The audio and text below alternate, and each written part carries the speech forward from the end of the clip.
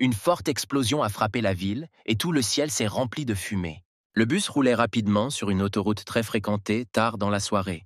Un passager du bus a juré que de nombreuses personnes étaient mortes à cause des tremblements de terre sous-marins et des éruptions volcaniques, et que même la ville devait désormais être évacuée. Soudain, la fille assise à côté d'elle a dit qu'elle avait oublié de prendre de la nourriture et qu'elle l'achèterait à son arrivée. Mais le gars a répondu que toutes les fournitures dans les magasins étaient épuisées. La valeur totale des biens se chiffrerait probablement en centaines de milliards. Soudain, le gars qui était assis sur la banquette arrière a déclaré que la perte de fournitures et toutes les catastrophes naturelles ne représentaient que la moitié du problème, car la fin du monde approche. L'homme a dit que si c'était vraiment la fin du monde, alors il l'attend avec impatience, car tout le monde deviendra égal. Luc commença à réfléchir à la phrase de l'homme et fronça les sourcils. Après tout, le gars a personnellement vécu cette égalité. Dans une vie antérieure, Luc était un coursier ordinaire, quand soudain sa vie a basculé. Une apocalypse s'est produite en raison d'une libération anormale d'énergie solaire. La pression atmosphérique a fortement augmenté, la croûte terrestre a commencé à bouger, et des monstres cachés sous terre sont apparus à la surface. Désormais, les gens vivaient dans un monde de pénurie extrême de fournitures et sacrifiaient tout, même pour un paquet de nouilles instantanées. Et c'est ainsi que Luc renaît de nouveau 1 mois avant l'apocalypse. La fille s'est approchée du gars et lui a dit que tout cela lui faisait très peur et qu'elle voulait lui demander une faveur. Le gars, sans l'écouter, a dit qu'il avait des choses plus importantes à faire et est parti. Il s'est demandé ce qui était le plus important pendant l'apocalypse, et lorsqu'il réalisa qu'il avait des provisions, il se dirigea vers un grand bâtiment. Dans sa vie antérieure, Luc perdait son temps à chercher des fournitures, et cette fois, il décida de se préparer à l'avance. En entrant dans les locaux, le gardien lui a dit que s'il était en retard, la moitié de son salaire journalier lui serait déduit. À la fin du monde, le patron de Luc s'enfuit et son année de salaire est gaspillée. Pour cette raison, le gars pensait que rien ne se passerait s'il se permettait de prendre de la nourriture en guise de compensation. Il a ouvert son sous-espace avec confiance. Un grand nombre de produits ont été immédiatement détectés et le gars a tout sauvegardé automatiquement. À mesure que Luc développe ses capacités spatiales, tout ce qui l'entoure peut être placé dans un très grand espace cubique. Bien entendu, cela offre plus de commodités pour obtenir de la nourriture gratuite. Le temps est figé dans le sous-espace et les aliments resteront frais quelle que soit la durée de conservation. Le gaz était touché de ne plus avoir à manger d'ordures comme dans sa vie précédente. Luc pensait qu'après avoir rassemblé tant de fournitures, il pouvait enfin pousser un soupir de soulagement. Soudain, la voix d'un homme se fit entendre demandant que les marchandises soient retirées, et bientôt des gens franchirent la porte. La pièce était vide, et l'homme a crié au type où tout était parti. Luc, assez calmement, fermant le sous-espace, dit que c'était lui qui avait tout pris. Le patron a crié de rage pour que le gars se fasse attraper, et tout le monde a commencé à courir vers lui. Puis Luc a dit qu'il ne serait plus en retard et a sauté dans le portail. Les hommes ne comprenaient pas où le type avait disparu et regardaient autour d'eux. Pendant ce temps, Luc, sortant du portail, atterrit habilement derrière le mur de ce bâtiment. Le saut dimensionnel était sa deuxième capacité, qui lui permettait de se déplacer dans l'espace dans un rayon de 3 mètres. Dans une apocalypse, avec cette capacité, un homme peut pénétrer dans des bâtiments abandonnés pour trouver des provisions ou s'échapper. Il a tendu la main et a déclaré que la mission d'achat gratuit était terminée. Soudain, une notification est arrivée sur le téléphone, destinée à éviter la panique. Soudain, le téléphone a continué à vibrer brusquement et le gars a regardé l'écran avec surprise. Une fille nommée Stella l'a appelé et il a été choqué. Luc a décroché le téléphone et la voix inquiète de la fille a été entendue dans le téléphone, disant que le gars essayait de l'oublier. La jeune fille a demandé où se trouvait la virilité de Luc et comment elle pouvait se sentir en sécurité avec lui. Le gars a répondu grossièrement à la fille et elle a commencé à s'indigner. Puis Luc dit calmement que dès son retour au Chandu, il parlerait. Il commença à penser qu'il avait vécu avec Stella pendant 5 ans dans l'apocalypse et sans Luc, elle serait morte de faim. Il regarda le téléphone avec mépris. Un dialogue est apparu dans la tête de Luc, où la jeune fille lui a demandé pourquoi il revenait les mains vides. L'homme a dit à Stella que maintenant Luc était inutile et qu'il n'y avait plus que eux deux. Stella l'a arrêté en disant que le gaz était mort parce qu'il n'était plus utile. Et elle a également dit au gars que son utilité dépendrait de ce qu'il ferait aujourd'hui. Dans sa vie antérieure, Luc a été traité très injustement et il a fait confiance à la mauvaise personne. Et le gars était déterminé à se venger. Luc était rempli de colère. Il voulait qu'il ressente la douleur 1000 fois pire. Le gars a soupiré et a dit que d'autres choses ne peuvent être achetées qu'avec de l'argent, ce qui signifie qu'elles doivent être gagnées. Il a appelé le gérant et a accepté de vendre la maison à moitié prix. Cependant, le gars a précisé qu'il avait besoin d'argent en ce moment. Stella s'est exclamé qu'elle attendait Luc depuis très longtemps. Ce à quoi le gars est simplement passé par là, lui disant de s'écarter. Brad a commencé à crier après Luc, qui lui avait permis de vendre la maison, et qu'il s'assurerait que le gars ne voit pas le soleil demain. Luc attrapa rapidement l'homme par la gorge et le souleva dans les airs. Le gars a jeté Brad au sol de toutes ses forces et lui a dit d'un ton menaçant d'essayer. Stella a essayé d'arrêter Luc et lui a crié de laisser l'homme partir. Stella a essayé d'arrêter Luc et lui a crié de laisser l'homme partir. Le gars a frappé la fille sur la joue et elle a volé au sol. Brad, à bout de souffle, a demandé à Luc de le laisser partir, et le visage de l'homme devenait déjà bleu à cause du manque d'oxygène. Ensuite, le gars a répondu qu'il ne fallait pas s'inquiéter, car il ne mourrait pas si facilement. Luc lâcha l'homme et Stella courut immédiatement vers lui. La jeune fille a commencé à crier après Luc pour s'excuser, sinon il ne verrait pas le mariage. Le gars s'est retourné dans leur direction et ils se sont précipités pour courir, effrayés. L'homme a dit à Luc qu'il achèterait sa maison et lui a demandé ce qu'il en pensait. Il pensait que Luc était un imbécile, parce que sa maison valait plus d'1 million et qu'il la vendait pour seulement 700 000. Le gars a répondu qu'il était d'accord, mais qu'il avait besoin d'argent maintenant. Lorsqu'il a signé le contrat, Luc pensait qu'il pouvait choisir n'importe quelle maison, à condition qu'il ose y vivre. Bien que Chengdu ait connu diverses catastrophes naturelles, un tremblement de terre ne se produira pas de sitôt. Des annonces officielles ont été faites et la vie reste calme. Soudain, Luc a vu une annonce pour un prêt à taux d'intérêt élevé et s'est arrêté. Le gars a appelé le numéro et a découvert s'il pouvait hypothéquer sa propriété en utilisant un titre de propriété. Il a lu l'annonce et l'homme a dit que la maison de Luc ne valait pas grand-chose. Luc a demandé à l'homme combien il pouvait emprunter ici. L'homme a répondu que le montant maximum était de 500 000, mais qu'il devait d'abord laisser un certificat de propriété. Luc lui a dit de ne pas s'inquiéter et que dans une semaine, il lui rendrait immédiatement son argent. L'homme a déclaré que tant qu'il cédait le titre de propriété à l'entreprise, tout le reste était négociable.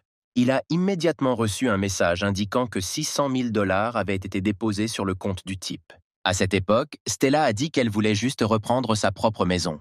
Soudain, elle a vu un homme et a demandé à Brad si c'était Luc. L'homme a confirmé ses paroles et ils ont décidé de le suivre et de voir ce qu'il faisait. Luc se souvient que de nombreuses publications commerciales s'étaient effondrées à cause du flux d'eau de mer et de fortes gelées. Le gars avait aussi entendu dire que la suite présidentielle était bien équipée et que c'était une bonne idée d'utiliser cet endroit comme base.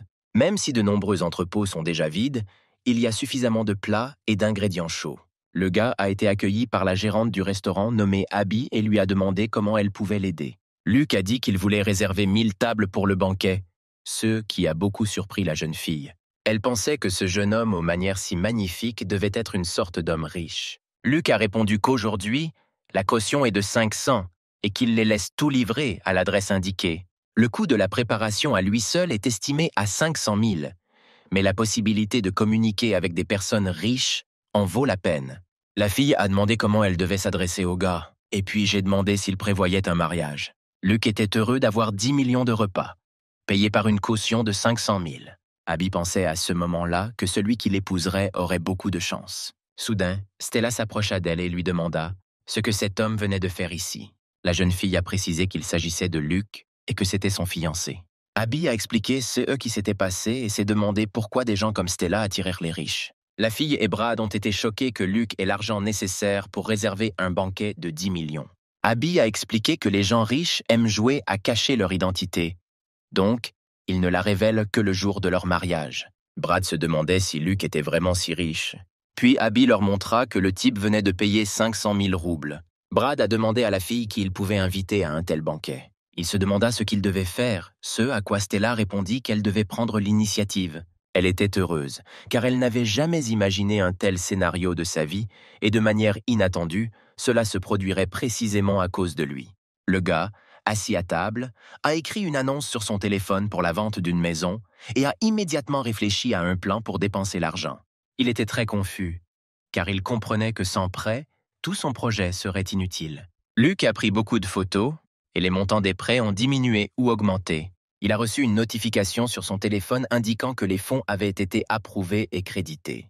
Réjouissant, il s'allongea sur le lit. Mais soudain, il s'est levé d'un bond, car il s'est rappelé qu'il avait encore besoin d'acheter un tas de choses. Reprenant son téléphone, il commença à chercher des cheminées, du charbon sans fumée et des blocs de glace. Il a compris que le nombre de ses achats déterminerait sa survie. Après avoir appelé un numéro, Luc s'intéressa au charbon sans fumée. Après avoir composé un autre numéro sur son téléphone, il a découvert les glaçons. En marchant dans la rue, des filles l'ont rencontré et lui ont fait signe de la main. En se rapprochant de la jeune fille, il dit qu'il lui manquait. Le gars a demandé avec colère pourquoi elle s'ennuyait. La dame a dit sarcastiquement qu'il était trop stupide. Stella a attrapé la main du gars et lui a demandé de l'aider, car elle ne se sentait pas bien et c'est pourquoi elle lui a crié dessus hier. Le gars s'est éloigné des dames en disant qu'il était très occupé et qu'il ne pourrait pas sortir avec elle. La jeune fille a été très choquée par les paroles du gars et a pensé qu'il se comportait avec arrogance. Les dames sont rapidement montées dans un taxi et ont suivi le gars. Lorsque le gars est arrivé à destination, un homme l'a rencontré. Ils se serrèrent la main en guise de salutation. L'homme a commencé à faire l'éloge de son usine, essayant d'attirer un client précieux. Le gars a accepté et a dit qu'il transférerait d'abord le dépôt en un seul montant et qu'une fois prêt, il donnerait le reste de l'argent. L'homme a demandé pourquoi le jeune homme avait besoin de tant de glace et lui a proposé de coopérer à l'avenir. Le gars était sur le point de partir et a dit qu'il le donnerait à une œuvre caritative. Luc est parti. L'homme n'est resté que pour regarder le taxi partir. Alors que l'homme s'apprêtait à partir, un autre taxi est arrivé et il a été surpris que quelqu'un se présente sans rendez-vous. Les filles sont descendues du taxi et Stella a immédiatement posé une question sur le gars qui venait d'arriver. Le monsieur a admis ce que Luc avait fait. Les deux filles étaient incroyablement choquées. La dame aux cheveux courts a découvert si le gars lui avait dit ce qu'il ferait avec autant de choses. L'homme s'est rappelé de quoi il parlait et a immédiatement tout rapporté aux filles, ce qui les a encore plus choquées. À ce moment-là, le gars s'est rendu dans un immeuble. En entrant, il réalisa que c'était un restaurant et se souvint que dans sa vie antérieure, il n'était jamais venu ici parce qu'il était très occupé.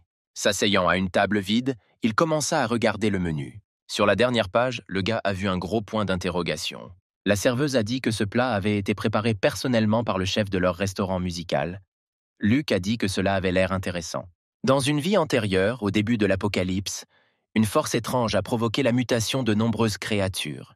Le serpent monstrueux du livre, qui apparaît au milieu d'une inondation, ressemble au serpent muté que le gars a rencontré dans sa vie antérieure. Cependant, au lieu de mutation, il préfère parler d'atavisme. Soudain, une fille s'est approchée de Luc et lui a dit qu'il était le chef du restaurant. En la voyant, le gars fut très surpris et n'en croyait même pas ses yeux. Elle était la soi-disant Elle Chef Mary. Dans sa vie passée, elle avait la magie culinaire de transformer la pourriture en nourriture. Luc se demanda s'il devait avoir peur qu'une si belle dame puisse empoisonner la nourriture. Le gars a essayé le plat et l'a admiré, mais il ne pouvait pas lui faire confiance pendant l'Apocalypse. Chloé a dit à Stella de ne pas oublier ses sœurs lorsqu'elle se marierait. Luc arriva au bar, qui était le coffre-fort en or de Chandu. Il pensait qu'un homme riche avait laissé 2 millions là-bas et n'avait même pas vu à quoi ressemblaient les ormeaux. Cependant, lorsque l'Apocalypse viendra, de tels endroits n'existeront plus et Luc ne veut pas regretter de ne pas s'être rendu ici, tout comme dans sa vie antérieure. Les filles marchèrent à côté du gars et lui demandèrent pourquoi il ne buvait pas. Cependant, il n'y prêta pas attention, car son regard tomba sur la jeune fille assise à côté de lui. Versant une boisson alcoolisée dans un verre, la dame a dit que cette fille était ici pour la première fois, depuis que le gars l'avait trompée. Son ex-petite amie ne couchait pas avec elle, mais la trompait avec une vieille femme. Il était évident qu'il était complètement dénué de goût. Soudain, cette fille s'est mise à boire un verre entier sans s'arrêter. Puis elle a demandé avec confiance si Luc était libre.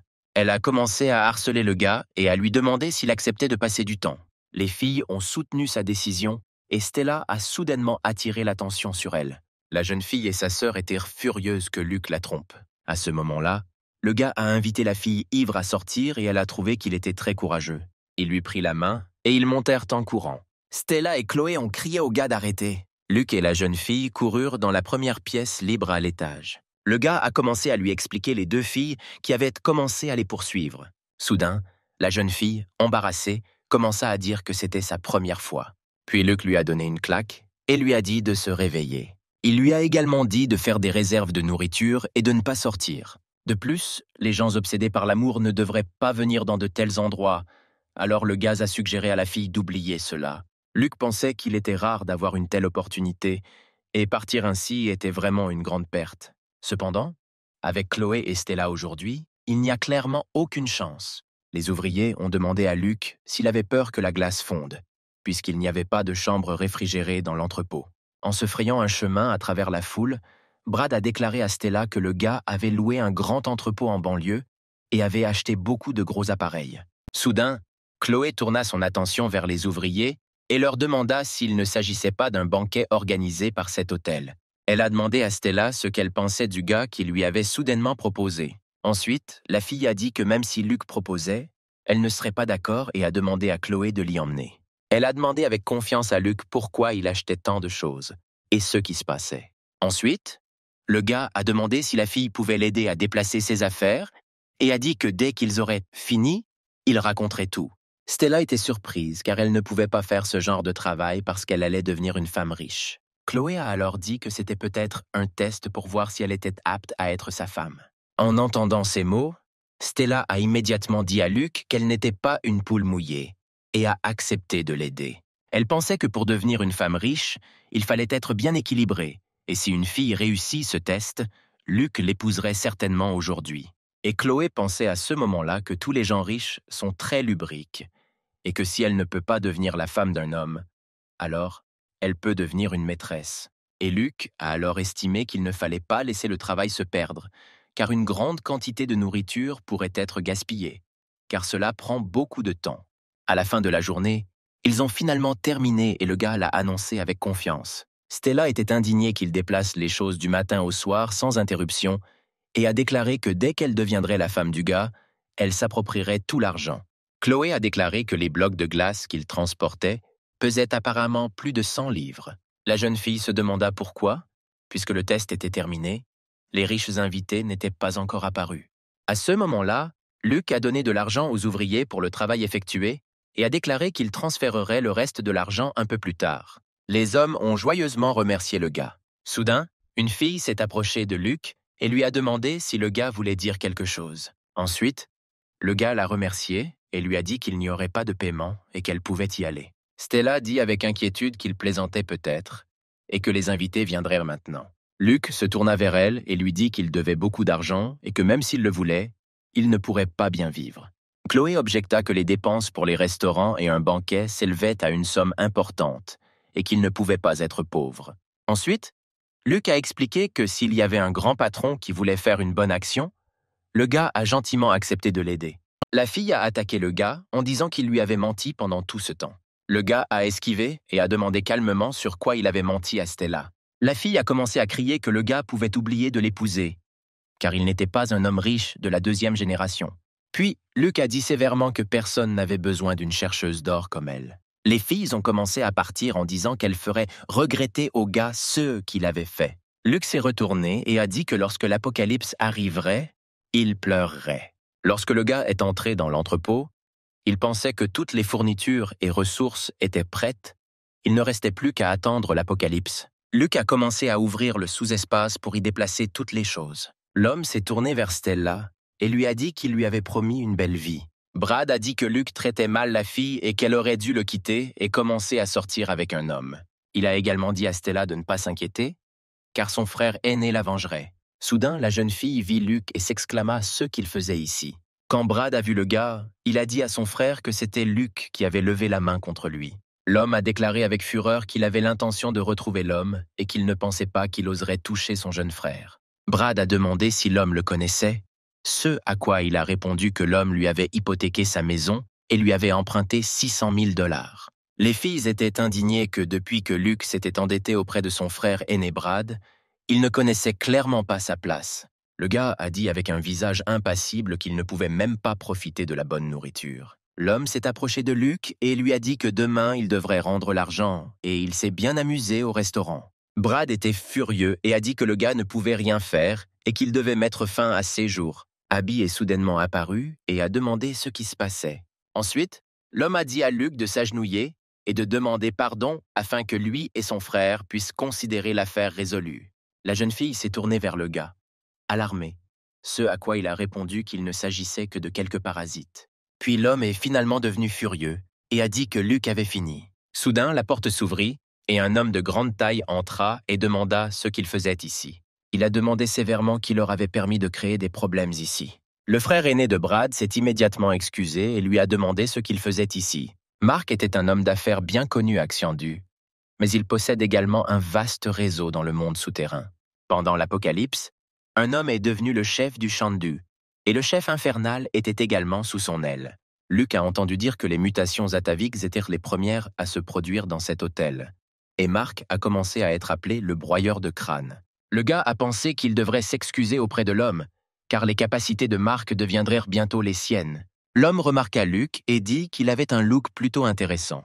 Texte édité Mark est entré dans le bureau et a dit qu'il avait amené Mary. La jeune fille a demandé de quoi Monsieur John voulait discuter avec elle. Ensuite, l'homme a répondu qu'il avait entendu dire que Mary était d'une beauté extraordinaire et qu'aujourd'hui, il la rencontrerait enfin en personne.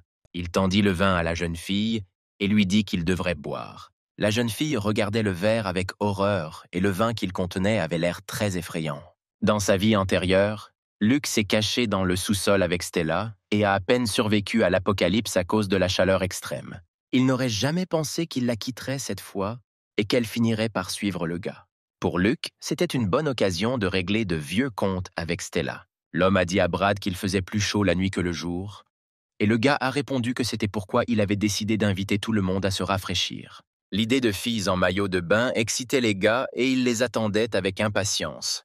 Chloé a dit à Stella que la lune est aussi brillante que le soleil aujourd'hui. Ils se sont tenus la main et la jeune fille a répondu que la lune était effectivement inhabituellement brillante aujourd'hui. Chloé a dit à la jeune fille que son amour pour elle brillait aussi fort que la lune. Stella s'est plainte qu'il faisait trop chaud dehors et a demandé à Brad de l'emmener à la piscine. Luke a regardé calmement ce qui se passait et a dit que leur amour allait bientôt exploser. Il a salué et invité tout le monde à revenir à l'apocalypse. Les filles se sont précipitées pour courir, il faisait incroyablement chaud, et le vieux frère de Brad a demandé à l'attendre. L'homme dans la pièce remarqua ce qui se passait dehors et se demanda pourquoi il faisait si clair. Ensuite, un gars a calmé le patron en lui disant que Brad flirtait simplement avec les filles. Quand ils les ont vus, ils ont été choqués de voir que leur peau était rouge et n'ont pas compris ce qu'ils faisaient. Brad et les filles ont cherché de l'eau et ont demandé de l'aide. Soudain, le gars remarqua l'eau et s'y précipita. Ils ont commencé à se disputer pour savoir qui tomberait dans cette eau et se sont poussés. Les gars ont demandé avec perplexité ce qu'ils faisaient et où se trouvait le frère aîné de Brad. Un homme a rampé au coin de la rue avec des brûlures sur tout le corps et a demandé de l'aide. Monsieur John a demandé à Mary pourquoi elle ne buvait pas de vin. Puis Mark changea de sujet et commença à parler du banquet qu'il avait préparé. John a déclaré qu'au Shandu, personne n'osait ne pas boire le vin qu'il versait et a dit à Mark de rester à l'extérieur. La jeune fille pensait que l'homme, pour atteindre Monsieur John, l'avait même piégée. Elle s'est rendue compte qu'il y avait quelque chose qui n'allait pas avec cette boisson et qu'elle ne devrait clairement pas la boire. Soudain, même la pièce était aveuglée, les gens ne comprenaient pas ce qui se passait et criaient. Ils ont rapidement fermé les fenêtres avec des rideaux, mais il faisait de plus en plus chaud. John et Mark ont remarqué ce qui se passait et ont décidé de descendre pour voir ce qui se passait. Abby a demandé à tout le monde de se calmer et a dit qu'elle avait déjà contacté l'équipe de secours. L'homme a dit à Mark qu'elle avait soudainement commencé à briller et que sa température avait augmenté. Monsieur John a téléphoné et a demandé que quelqu'un soit envoyé le chercher. Mais on a dit à l'homme que tout le monde travaillait désormais pour s'assurer qu'il n'y aurait pas de problème de nourriture et que personne ne pourrait venir. Pendant ce temps, le gars a soigné les blessures de son frère aîné Brad et lui a dit qu'il devait aller à l'hôpital. Ensuite, l'homme a répondu de ne pas s'inquiéter, car il demanderait à un ami de venir les chercher. Un ami a dit qu'il se trouvait actuellement dans un parking souterrain et qu'il faisait très chaud dehors. Il est sorti du parking souterrain et a dit au gars qu'il arriverait maintenant. Il se demandait pourquoi il faisait jour et ne comprenait pas combien de degrés il faisait. Soudain, les pneus de la voiture ont éclaté. Le gars en est sorti et a dit avec colère que le temps était tout simplement fou aujourd'hui. Il a commencé à reculer et a dit au frère aîné de Brad qu'il ne pouvait pas venir. L'ami a couru et sa semelle a fondu et est restée collée au sol. Soudain, le gaz est tombé et devant son visage se trouvait un monstre terrifiant, qui apparemment était un homme, mais brûlé par la chaleur. Avant de pouvoir déconnecter la pelle, il a essayé de se relever, mais s'est rendu compte qu'il était coincé au sol. Tout Ce que les gens ont entendu par la suite, ce n'était que des cris que le type a reconnus. Pendant ce temps, Luke dormait paisiblement et faisait de merveilleux rêves alors que des catastrophes se produisaient à l'extérieur. En raison du dégagement soudain de chaleur de la Lune, la température de l'air extérieur a atteint 75 degrés et la température du sol a atteint 100 degrés. L'événement a déjà fait près d'une centaine de victimes et les gens ont été priés de rester chez eux et d'éviter de sortir. Soudain, une puissante explosion s'est produite dans la centrale électrique en raison d'une surchauffe. À ce moment-là, l'homme a dit que toutes les chambres d'hôtel étaient réservées et qu'il devrait partager cette chambre. Stella s'y est opposée, disant qu'elle ne pouvait pas partager une chambre avec un homme, et Chloé l'a soutenue. Soudain, le courant a été coupé partout, et le frère de Brad est devenu encore plus en colère. Le climatiseur s'est éteint, et la température a rapidement augmenté. Les gars ont commencé à se déshabiller rapidement. Soudain, Stella se souvint que la suite présidentielle de Luke avait une piscine et qu'il pouvait aller la prendre. La dernière fois, l'alimentation électrique de la ville présentait un danger caché en raison d'un mauvais entretien. Peu importe la quantité de main-d'œuvre investie, l'électricité de la ville explosait toujours. Tous les utilisateurs connectés au réseau électrique de la ville ont été touchés. C'est pourquoi Luke a spécifiquement choisi une chambre avec piscine. Le gars a également préparé des climatiseurs verticaux et de grosses batteries de secours pour garantir la température ambiante. Après les avoir vus travailler, le gars a pensé qu'il devait ajouter plus de glace. S'asseyant calmement sur le canapé, le gars s'est exclamé que c'était bien mieux. En buvant un verre de vin, il crut avoir faim. Après avoir ouvert le sous-espace, il commença à choisir le plat qu'il mangerait aujourd'hui. Luke a dit que le premier jour de l'apocalypse, le petit déjeuner devrait être simple et a choisi du riz. Avec un sourire sur le visage, il se demanda quand Stella aurait la même opportunité. Soudain, on frappa à sa porte et on entendit la voix d'une fille lui demandant d'ouvrir la porte. Dès que le gaz a ouvert la porte, les gens ont senti le froid et ont pensé que c'était le climatiseur. Luke a calmement demandé ce dont les gars avaient besoin. Brad s'est exclamé que cette pièce avait non seulement une piscine, mais aussi de l'électricité et de la nourriture. Les filles semblaient devenues folles et criaient que pendant qu'elles étaient presque en train de se faire frire dans la rue, le gars profitait du luxe. Le frère aîné de Brad a dit qu'il lui avait emprunté de l'argent, qu'il était temps de le rembourser, alors il a demandé de lui donner le numéro.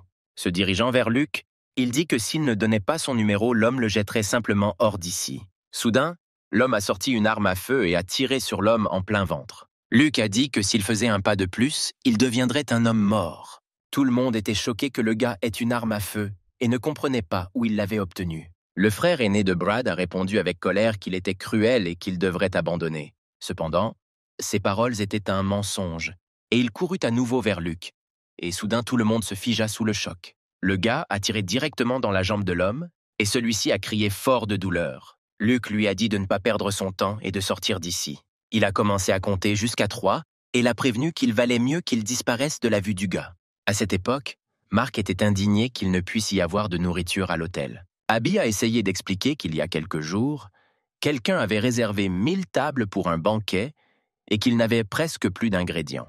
Ensuite, M. John a dit de transporter toute la nourriture et l'eau restante. Les gens ont commencé à ressentir du manque de nourriture et d'eau et à devenir pratiquement fous. Soudain, la voix de Brad se fit entendre criant que Luke avait une arme à feu. L'homme a immédiatement pensé que puisqu'il s'agissait d'une arme à feu, il devait y avoir un personnage cool vivant à l'étage. Stella s'est exclamée en disant que la chambre de Luke avait l'électricité, la climatisation et même une piscine. La jeune fille a affirmé qu'elle l'avait vu de ses propres yeux et qu'il y avait beaucoup de nourriture et d'alcool dans la pièce. Tout le monde s'est immédiatement déplacé après Stella, voulant jeter le gars hors de sa chambre. Frappant à la porte, ils dirent qu'ils étaient venus discuter de quelque chose avec le jeune homme. Ils ont gentiment demandé à pouvoir entrer pour se rafraîchir un peu, car en cas d'urgence, seul Luke dispose de la climatisation. Soudain, le petit garçon vit un poulet frit qui avait l'air très savoureux. Il a crié qu'il voulait ce poulet frit et s'est précipité vers la pièce. Soudain, Luke a repoussé le gars d'un seul mouvement de jambe et il s'est envolé avec une grande force. Le gars a fièrement dit de surveiller ses enfants, sinon il leur apprendra lui-même à les contrôler. Les gens ont commencé à crier que ce type était un meurtrier et que ce n'était qu'un enfant. Les gens ont commencé à crier que quelqu'un comme ce type ne méritait pas d'être dans cette pièce. Ils ont décidé que puisque le gars était seul, ils ne pouvaient pas le jeter dehors. Mais soudain, Luke a tiré avec son arme. Une balle qui a traversé la foule a touché l'homme directement à la tête et il est tombé sans âme au sol. Luke a dit d'un ton menaçant que même s'il était seul, il n'avait qu'une seule vie. Un cri retentit depuis l'immense bâtiment. Le gars était prêt à se libérer. 3 personnes l'ont retenu pour qu'il ne s'enfuit pas vers son frère décédé. Il était très en colère et maudit Luke. Des dames se tenèrent devant la porte et demandaient à entrer. Stella a dit qu'elle ferait tout ce qu'il voulait pour lui. En ouvrant la porte, le gars leur a dit d'entrer dans la maison. Ils étaient très contents de ce que le gars avait dit. À ce moment-là, un gars a couru et a menacé de tuer Luke. Le gars était très proche et Luke a dit calmement que quiconque entrerait à l'intérieur mourrait. Et il a frappé le gars avec la batte de toutes ses forces. Et il s'est envolé au même moment. Le gaz a volé vers les filles et les a renversées. Les filles ont été effrayées par les paroles du gars et ont commencé à s'excuser en disant qu'elles allèrent bien dans la rue. Luke s'est mis en colère et leur a conseillé de partir rapidement. Les filles s'en rendirent vite compte et commencèrent à entraîner le corps immobile. Un véhicule de secours s'est approché du groupe de personnes. Il y avait plusieurs changements à bord. Les gens ont commencé à se réjouir d'être sauvés, car les sauveteurs ne viendraient pas comme ça. Les gens sont sortis de la voiture et l'un des sauveteurs a posé des questions sur un homme. Mark est sorti de la foule et ils ont commencé à lui parler. Le sauveteur a expliqué aux gens qu'il ne fallait pas paniquer, car les autorités avaient déjà commencé une opération de sauvetage. Les gens commencèrent à se réjouir grandement de ce que disait l'homme. Un homme est sorti de la foule en courant et a commencé à dire qu'il donnerait tout son argent si seulement il était évacué maintenant. Mais le sauveteur lui a tordu les mains et lui a dit de ne pas oser gêner leur travail. Juste au moment où les soldats étaient sur le point de battre en retraite, quelqu'un les a appelés à l'aide. Stella a attrapé la main d'un des employés et a parlé de Luke. Enlevant son casque, le sauveteur décide de rester. Les filles se sont empressées de parler au gars du jeune homme à l'étage qui n'épargne pas et tue tous ceux qui le dérangent. Le soldat décida d'essayer de se relever doucement et prudemment.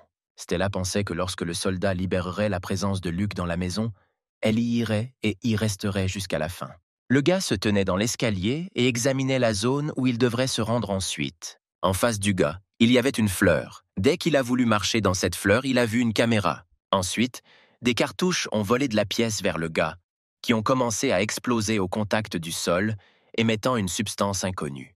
Tout sous les pieds du soldat a commencé à exploser. Il ne comprenait pas ce que c'était. Peu de temps après, il s'est rendu compte qu'il s'agissait de gaz lacrymogène. Dès que le gars a réalisé que cela finirait mal, il a voulu commencer à battre en retraite. La batte de Luke s'est levée et il a frappé le soldat. Lorsque le soldat a commencé à reprendre ses esprits, ses yeux sifflaient fortement et il ne comprenait pas où il se trouvait. Luke se tenait en face de lui et lut sa carte d'identité. Son nom était Derek et il était le commandant en second. Derek commença à regarder autour de lui et demanda où il avait trouvé tant de choses. Ce à quoi Luke a répondu qu'il était un jeune diplômé et qu'il avait tout acquis lors de l'expédition. Luke a demandé où ils iraient demain matin. Derek décida de découvrir comment il savait tout cela. Luke a partagé ses connaissances et a choqué Derek. Le sauveteur a déclaré qu'il n'avait pas d'autre choix que de laisser les gens se diriger par leurs propres moyens vers les postes de secours. Ensuite, le gars a donné des conseils sur ce qu'ils pourraient faire de mieux pour une meilleure survie des gens. Ensuite, le soldat a demandé d'attendre jusqu'à ce qu'il signale une nouvelle action. Et il pourrait alors être tué. Derek avait très peur et a expliqué qu'il n'en parlerait à personne et qu'il n'appellerait pas de renfort. Puisque Derek était attaché, Luke coupa la corde et le libéra.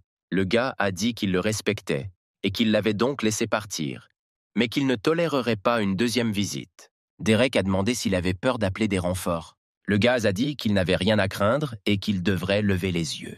Et au sommet, il y avait une caméra de vidéosurveillance qui reconnaissait les visages. Il lui rappela qu'il l'avait amené et que si soudainement tout le monde dans la pièce allait mourir sauf lui. Il a dit qu'il n'avait probablement pas beaucoup de temps pour lui. En se frottant les mains, le soldat était d'accord avec cela. 2 soldats discutaient entre eux d'un type. L'homme était très en colère, son visage a explosé. Il a frappé le gars de toutes ses forces et lui a demandé pourquoi il le tenait, s'il ne servait à rien. Un gars a approché Mark et a découvert combien de temps il leur faudrait pour endurer cela. Luke est apparu de nulle part et a dit qu'il était temps d'arrêter de rêver. L'inconnu a dit qu'il le tuerait, mais Mark lui a ordonné de se lever. Le gars a dit qu'il était venu conclure un accord. Les 2 hommes étaient incroyablement choqués par les paroles du type. Frank a crié que la chambre de Luke devrait être pleine d'autres choses utiles. Ensuite, Mark a répondu qu'il ne devrait pas faire attention à lui et qu'il serait préférable qu'il parle de l'accord, pas volontairement quelque chose à l'homme. En regardant la jeune fille, il pensa que sans l'aide des sauveteurs, elle mourrait probablement de faim. Se tournant vers Stella, il lui dit que malgré la chaleur, elle ne voulait toujours pas se déshabiller. Soudain, il s'est approché de la fille et lui a dit qu'il aimait jouer à de tels jeux. Stella l'a giflé et lui a dit de s'éloigner et de ne pas la toucher. Puis il a crié qu'il le ferait ici et que plus tard, tout le monde pourrait l'essayer. Monsieur John a dit que Stella avait probablement chaud et qu'il l'aiderait à se déshabiller. Soudain, Mark apparut derrière l'homme qui, d'un air menaçant, lui dit d'arrêter. John s'est retourné et a dit qu'il frapperait le gars parce qu'il ne comprenait pas à qui il parlait. Ensuite, Mark lui a planté un couteau dans le cou et a dit que House était déjà arrivé et qu'avec un tel succès, ils mourraient tous. Le gars a également dit que cet endroit était désormais sous son commandement. À ce moment-là, Luke observa ce qui se passait et réfléchit que ces paroles avaient un effet, puisque dans une vie antérieure, l'homme dirigeait ici. Luke se demandait également s'il aurait l'occasion plus tôt d'accélérer la résolution de ce problème. Les filles ont demandé à Mark de leur donner de l'eau, ce à quoi il a dit d'un ton menaçant que s'ils veulent de l'eau avec de la glace, ils doivent alors le suivre. L'homme a dit que la fin du monde est arrivée et que s'ils veulent survivre, ils ne doivent compter que sur eux-mêmes. Frank a demandé pourquoi il se sentait toujours désolé pour ces gens alors qu'eux-mêmes manquèrent de fournitures. Les filles étaient heureuses de quitter enfin ce foutu endroit, car en 2 jours, elles n'avaient presque plus de provisions. Frank a soudainement retiré la couverture de Stella et a dit que depuis que Mark leur avait donné de l'eau glacée, il était impoli de partir.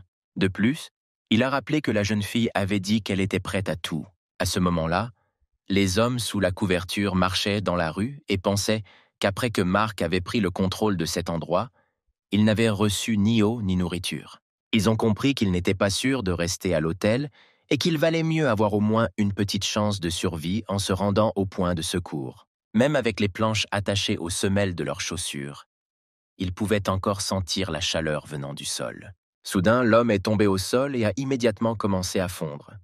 Et seuls ses cris pouvaient être entendus. Il a demandé de l'aide aux gens, mais ils ne se sont pas retournés. À une époque comme aujourd'hui, où l'on ne sait pas si l'on peut survivre soi-même, personne n'a le temps de s'inquiéter pour les autres. Soudain, les yeux de l'homme, qui était resté très longtemps allongé à cette température, s'illuminèrent. Luke pensait que dans sa vie passée, comme tout le monde, il était allé au poste de secours, mais personne ne lui a rappelé de prendre une couverture avec lui.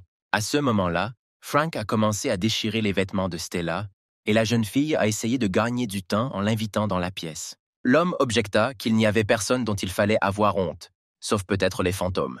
Soudain, Monsieur John, autrefois vivant, et le frère aîné de Brad ont brisé la vitre et ont fait irruption dans la pièce. Ils se sont rapidement approchés des gens et les gars n'ont pas compris ce qui se passait. Brad a crié que s'il les mordait, il se transformerait immédiatement en zombie.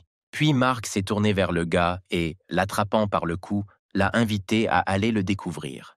Il a utilisé le gars comme bouclier humain et Brad a crié de douleur. Les gars étaient choqués que la température de ces monstres soit si élevée. Soudain, Luke s'est approché d'eux avec une arme à feu et leur a demandé de s'éloigner.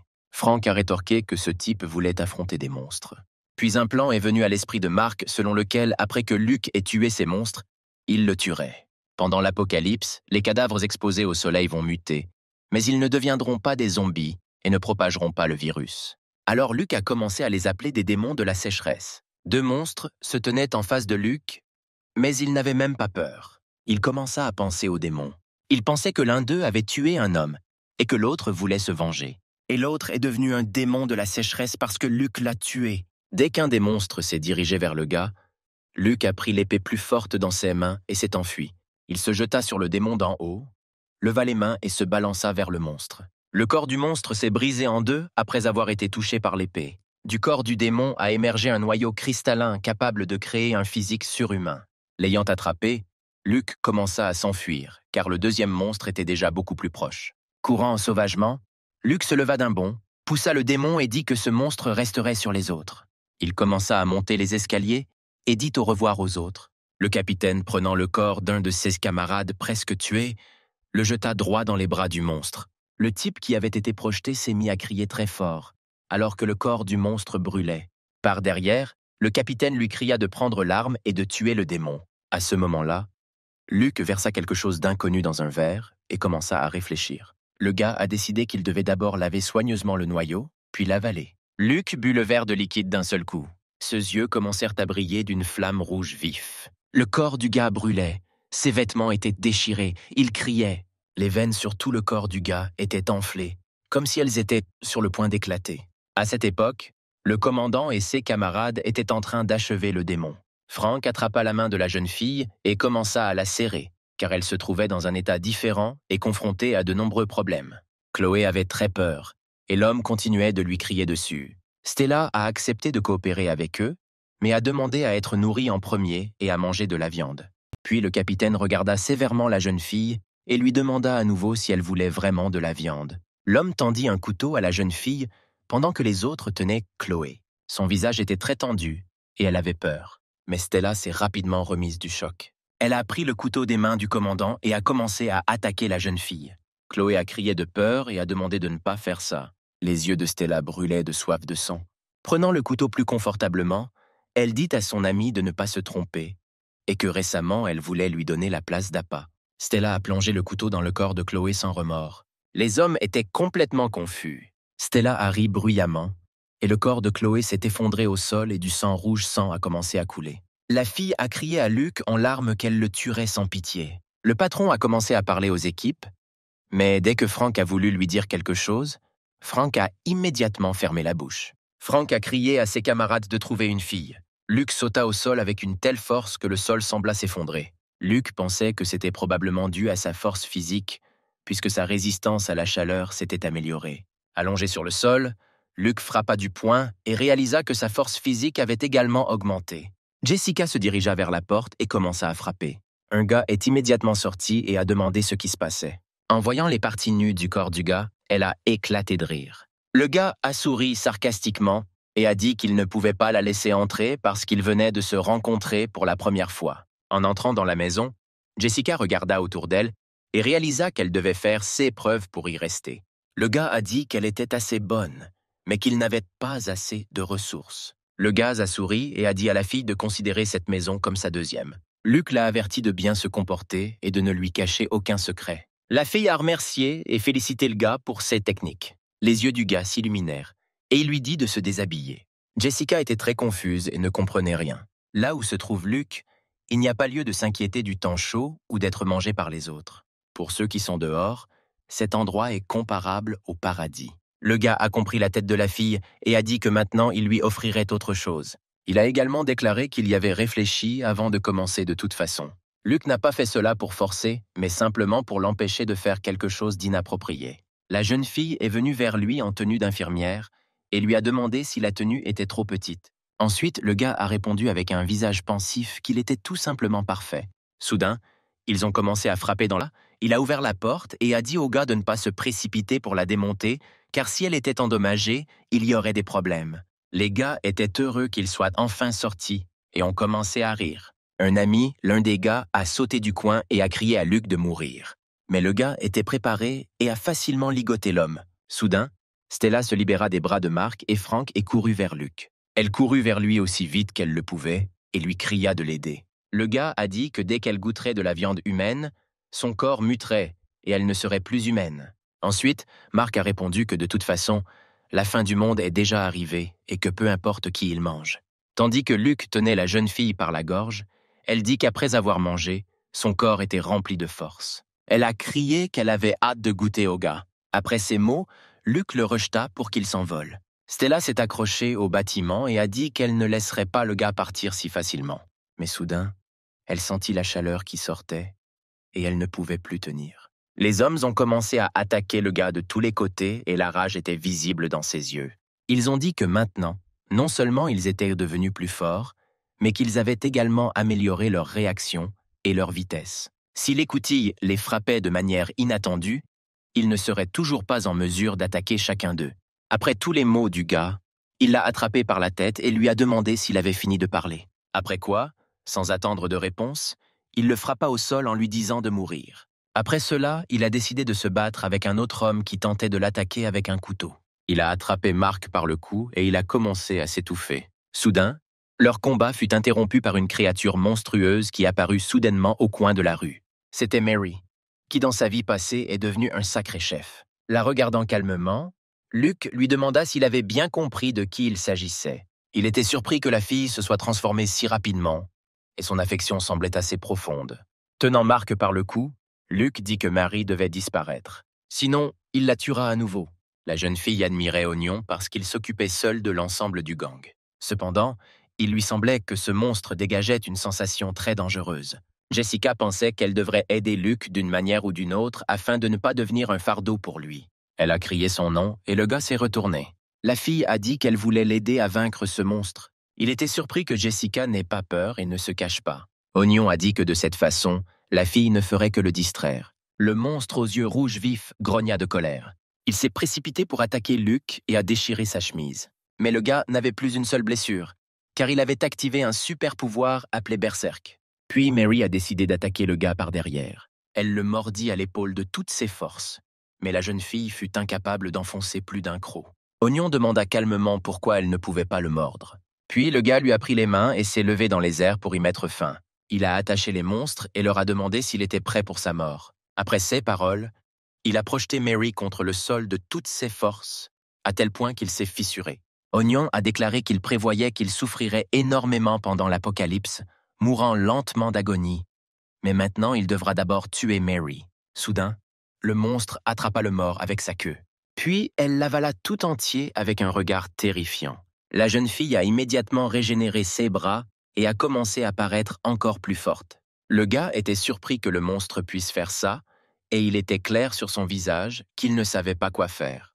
La jeune fille était également choquée, regardait ce qui se passait et ne comprenait pas comment cela était possible. Après réflexion, Beau décida que le monstre possédait très bien une telle capacité. Il a dit que si le monstre peut se régénérer, alors il n'est pas si facile à tuer. Cela signifie également que le gars peut déchirer Mary plusieurs fois. Il s'est approché du monstre et a demandé à voir combien de fois encore le corps pourrait récupérer. Après avoir examiné la main, il a dit qu'il commencerait par la main gauche et l'arracherait. Après cela, la main droite entra et il fit de même avec elle. Ainsi, le gars a démembré le monstre en petits morceaux et la colère était visible dans ses yeux. Luke a dit avec confiance que ce n'était que le premier tour et que les monstres faisaient de leur mieux pour récupérer. Ensuite, le type a demandé aux mères si elle était prête pour le second tour, qui allait bientôt commencer. Après les mêmes souffrances que lors du premier tour, le second tour a commencé. Le troisième round fut encore plus douloureux pour le monstre. Au 8e tour, Luke réalisa que non seulement les membres, mais même les yeux et la langue pouvaient se régénérer. Et après le 16e round, j'ai réalisé que les organes internes se régénéraient également. Cependant, après la 21e fois, Mary ne pouvait plus s'arrêter. Et le gars pensait qu'il en était ainsi, car après tout, il n'était pas le diable. Le monstre a eu du mal à demander pourquoi, puis Luke a décidé de lui en dire la raison. Le gars a dit qu'il faisait tout pour se venger, bien sûr. Jessica a demandé à Luke avec horreur s'il allait bien parce qu'il avait l'air méfiant. Le gars n'a pas prêté attention à ses paroles et est revenu vers elle en lui demandant si elle était prête. La jeune fille devint alors encore plus méfiante et demanda avec crainte pourquoi. Ensuite, Luke a répondu qu'il s'était comporté de manière si héroïque et a demandé si la fille devait être prête à le récompenser. La température extérieure revient progressivement à la normale. La jeune fille a demandé s'il se pouvait que l'apocalypse touche à sa fin. L'homme a crié qu'au loin, de nombreuses personnes s'approchaient du point de secours. La jeune fille se retourna et commença à regarder attentivement ces gens. Soudain, elle réalisa que les gens étaient devenus des zombies et ne prendraient plus une apparence humaine. Elle a demandé à la population d'évacuer rapidement les citoyens vers un point de secours. Le gars du centre de secours a demandé au capitaine de ne pas mourir jusqu'à leur retour. En réponse, la jeune fille lui a dit de partir rapidement et de ne pas trop parler. À ce moment, Luke dit à la fille qu'elle va désormais expérimenter le pouvoir d'un berserker. Jessica, horrifiée, demande au gars s'il veut répéter, en se couvrant d'une couverture. Ce à quoi le gars répond que la chaleur intense s'est calmée et qu'il devra sortir. Mais Luke ne peut pas laisser la fille sans souvenir. Il dit que les gens qui l'entourent doivent commander le gars sans le savoir. Et on dirait que Jessica s'est complètement soumise à Luke. Le gars sort une voiture du sous-espace et dit qu'il doit se dépêcher avant que l'eau de mer ne s'engouffre. Dans le passé, de nombreux zombies, poussés par l'obsession d'atteindre un point de fuite, ont fini par former un raz de marée. Cet incident a également entraîné la dispersion d'un grand nombre d'armes militaires. Soudain, l'homme, pointant son arme, ordonne à Luke d'arrêter la voiture. Ensuite, le gars demande comment il a le droit d'ordonner d'arrêter la voiture et, À son tour de la voler. Soudain, le visage de l'homme s'abaisse et seul le vide apparaît dans ses yeux. Luke fait sortir violemment les gens de la route avec sa voiture. Comme par le passé, les murs se sont fissurés à cause du soleil brûlant, ce qui a finalement conduit à l'autorisation du métro. Luke dit que tous les zombies n'ont pas de cristaux et qu'il faudra beaucoup de temps pour les obtenir tous. Tout d'abord, le gaz a décidé de voir comment les choses se passaient à l'université. En approchant du bâtiment, il ouvrit la porte à grande vitesse et aperçut des monstres. Soudain, un groupe de gars lui a crié qu'il envahissait leur territoire et que Luke devrait abandonner ses affaires. Le gars est venu avec une déclaration selon laquelle il avait des cuisses de poulet et a demandé de l'aide au gars. Immédiatement, les gens se sont réjouis du fait que, dans des moments comme ceux-ci, ils pourraient goûter aux pâtes de poulet. Ils se poussèrent constamment, impatients d'essayer le plat. Soudain, Luke a tiré sur la ficelle et a dit que les hommes ne méritaient pas de manger cette nourriture. Le gang a commencé à se rebeller, accusant Luke de ne pas avoir le droit de communiquer avec eux, et le patron a ordonné sa capture. À ce moment-là, Luke a pointé son arme dans leur direction et a commencé à viser. Le gars ne se souvenait pas qu'il y avait autant de mauvaises personnes dans sa vie antérieure, et peut-être que ses conseils les aideraient à survivre. Après avoir facilement cassé la serrure, le gaz a déclaré que personne n'y était probablement entré depuis longtemps.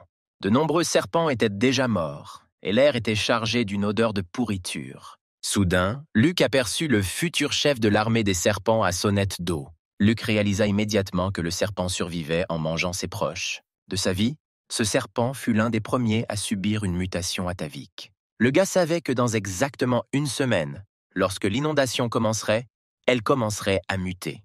Il sembla également à Luke que ce serpent avait acquis de l'intelligence, et il décida d'être plus prudent.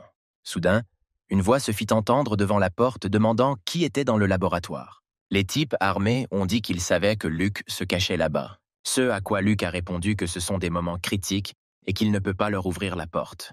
Soudain, une fille a surgi de nulle part et a commencé à attaquer les gars. Elle leur a donné des coups de pied et des coups de poing. Et son corps était clairement physiquement préparé pour le combat.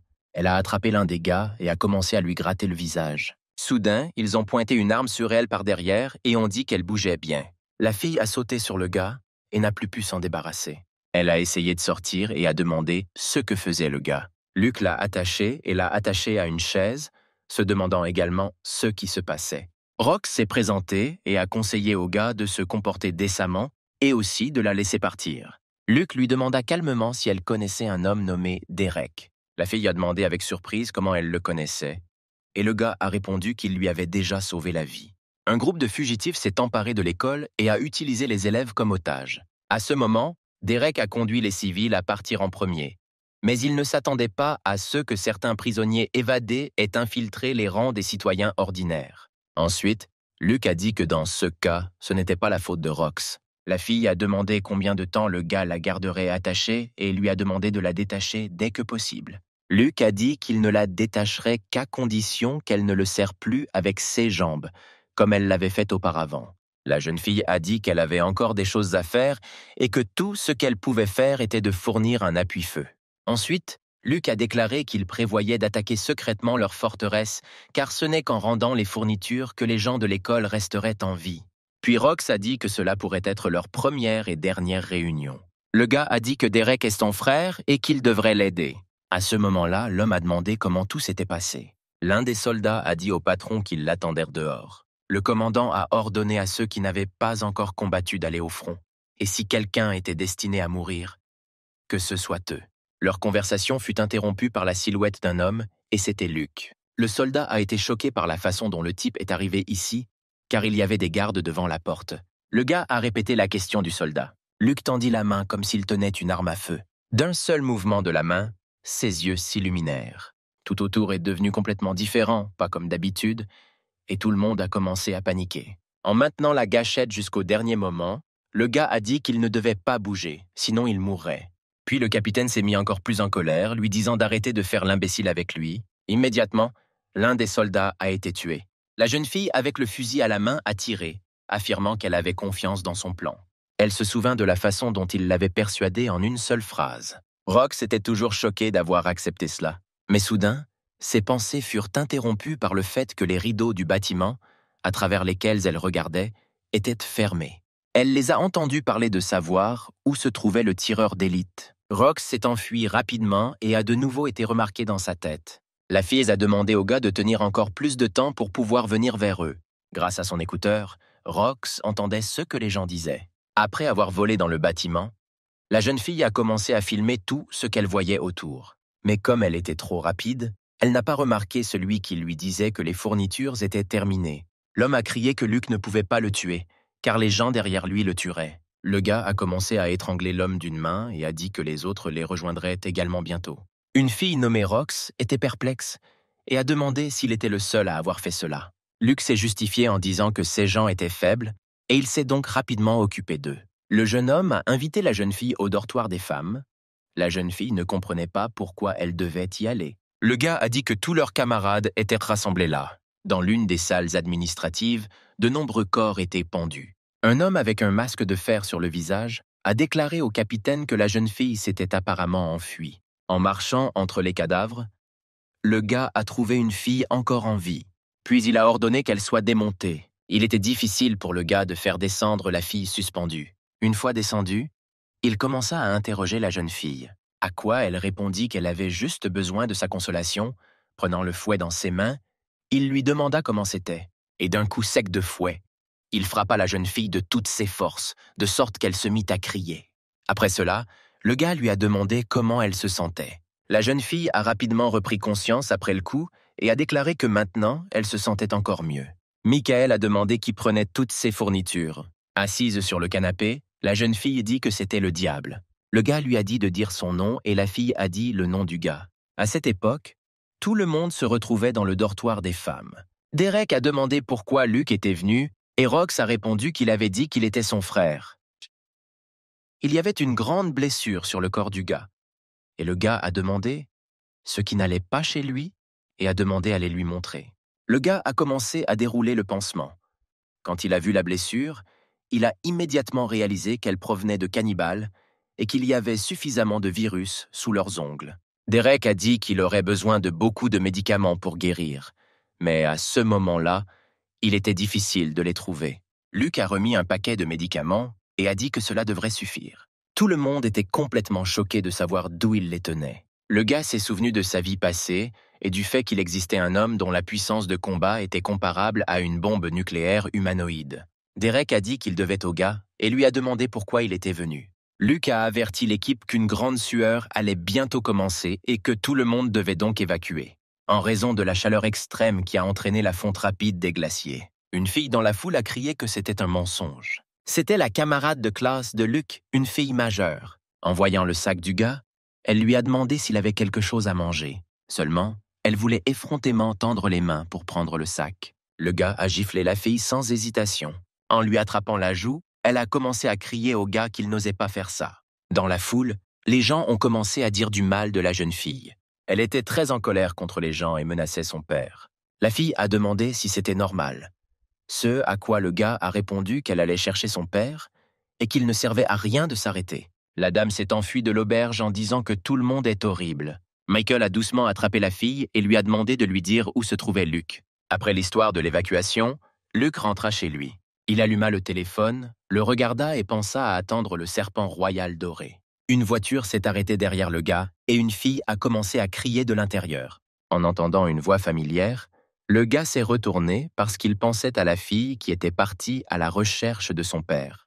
Elle était suspendue à une énorme corde tendue par une grue. Michael est sorti de la voiture et a dit qu'il pensait que le gars était un jeune homme avec 3 têtes et 6 bras. En regardant le gars, Luke a demandé d'où il venait. Michael a dit qu'il avait un cadeau pour Luke alors qu'il se dirigeait vers le coffre. En ouvrant un peu le coffre, Luke vit ce qu'il y avait dedans, et il était plein de monstres.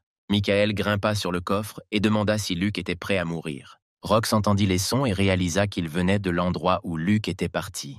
La fille a dit à Derek de rester sur place et elle a décidé de vérifier. Michael a continué à monter sur la voiture et a parlé à Luke, affirmant qu'il avait eu l'occasion de sauver la jeune fille. Le gars a répondu que la sauver n'était pas si difficile, et la fille était immédiatement heureuse. Mais Luke a tout de suite dit qu'il y avait un problème. La jeune fille a eu peur et a décidé de découvrir quel était le problème. Elle a commencé à crier de colère. Luke a dit qu'il n'était pas digne de la sauver et qu'il pouvait appeler le monsieur dont elle parlait. Chris a répondu qu'il était pathétique et qu'il lui en voulait toujours à cause d'une petite offense. Elle a déclaré qu'elle n'avait pas besoin d'aide de sa part et qu'elle pouvait s'en occuper elle-même. Luke a réagi calmement et a dit qu'il espérait qu'avec le temps, elle s'en rendrait compte. Soudain, le sang a commencé à couler et la jeune fille a commencé à fondre en larmes, implorant grâce. Elle a fait du bruit pendant un long moment, implorant pardon. Michael a ri bruyamment en réponse et a dit à Luke de ne pas s'inquiéter, car il la rencontrerait bientôt. Il a conseillé d'appliquer la poudre sur vous-même et après cela, tous les monstres commenceront à lui obéir. Luke réalisa qu'il s'agissait de cendres et qu'à cause de cela, les monstres penseraient qu'il était l'un d'entre eux.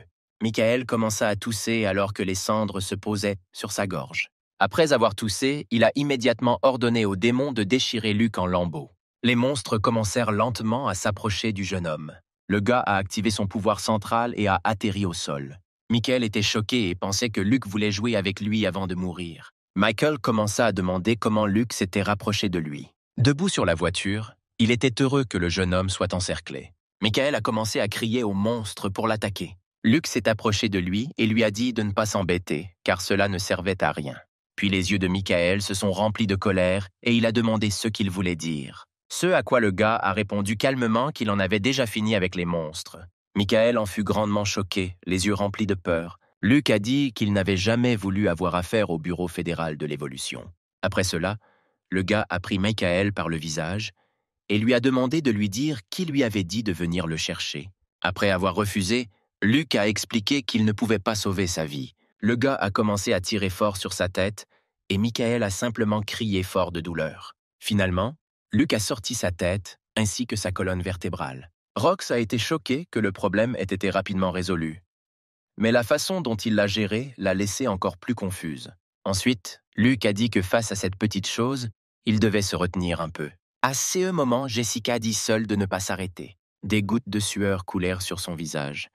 Elle émettait des sons de plaisir qui pouvaient être entendus dans toute la pièce. Jessica a demandé de ne pas la laisser seule là-bas. La fille s'est souvenue du gars dont elle rêvait. Jessica s'est souvenue des paroles de Luke et a dit qu'elle ne deviendrait jamais un fardeau pour lui. La jeune fille a pris le pistolet et a déclaré qu'elle deviendrait le bras droit du gars. Elle ouvrit brusquement la porte de la pièce, car elle pensait que c'était de là que venait le bruit. Soudain, un monstre est apparu juste à côté de Jessica et elle s'est figée de surprise. La jeune fille était étonnée que le monstre ait réussi à apparaître derrière elle en quelques secondes seulement. Elle commença à reculer, mais son chemin fut bloqué par une chaise. Se souvenant de l'arme, Jessica a essayé de la ramasser, mais l'a laissée tomber. En entendant le son, le monstre se précipita vers elle, mais attrapa la chaise. La jeune fille ne comprenait pas ce qu'il faisait et ce qui se passait en principe.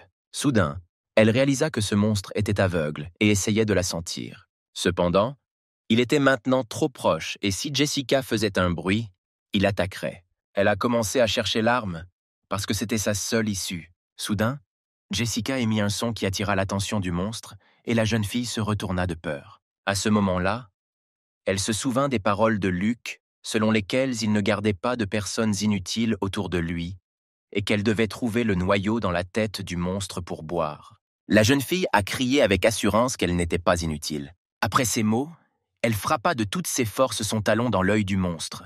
Cependant, le monstre lui a immédiatement attrapé la jambe.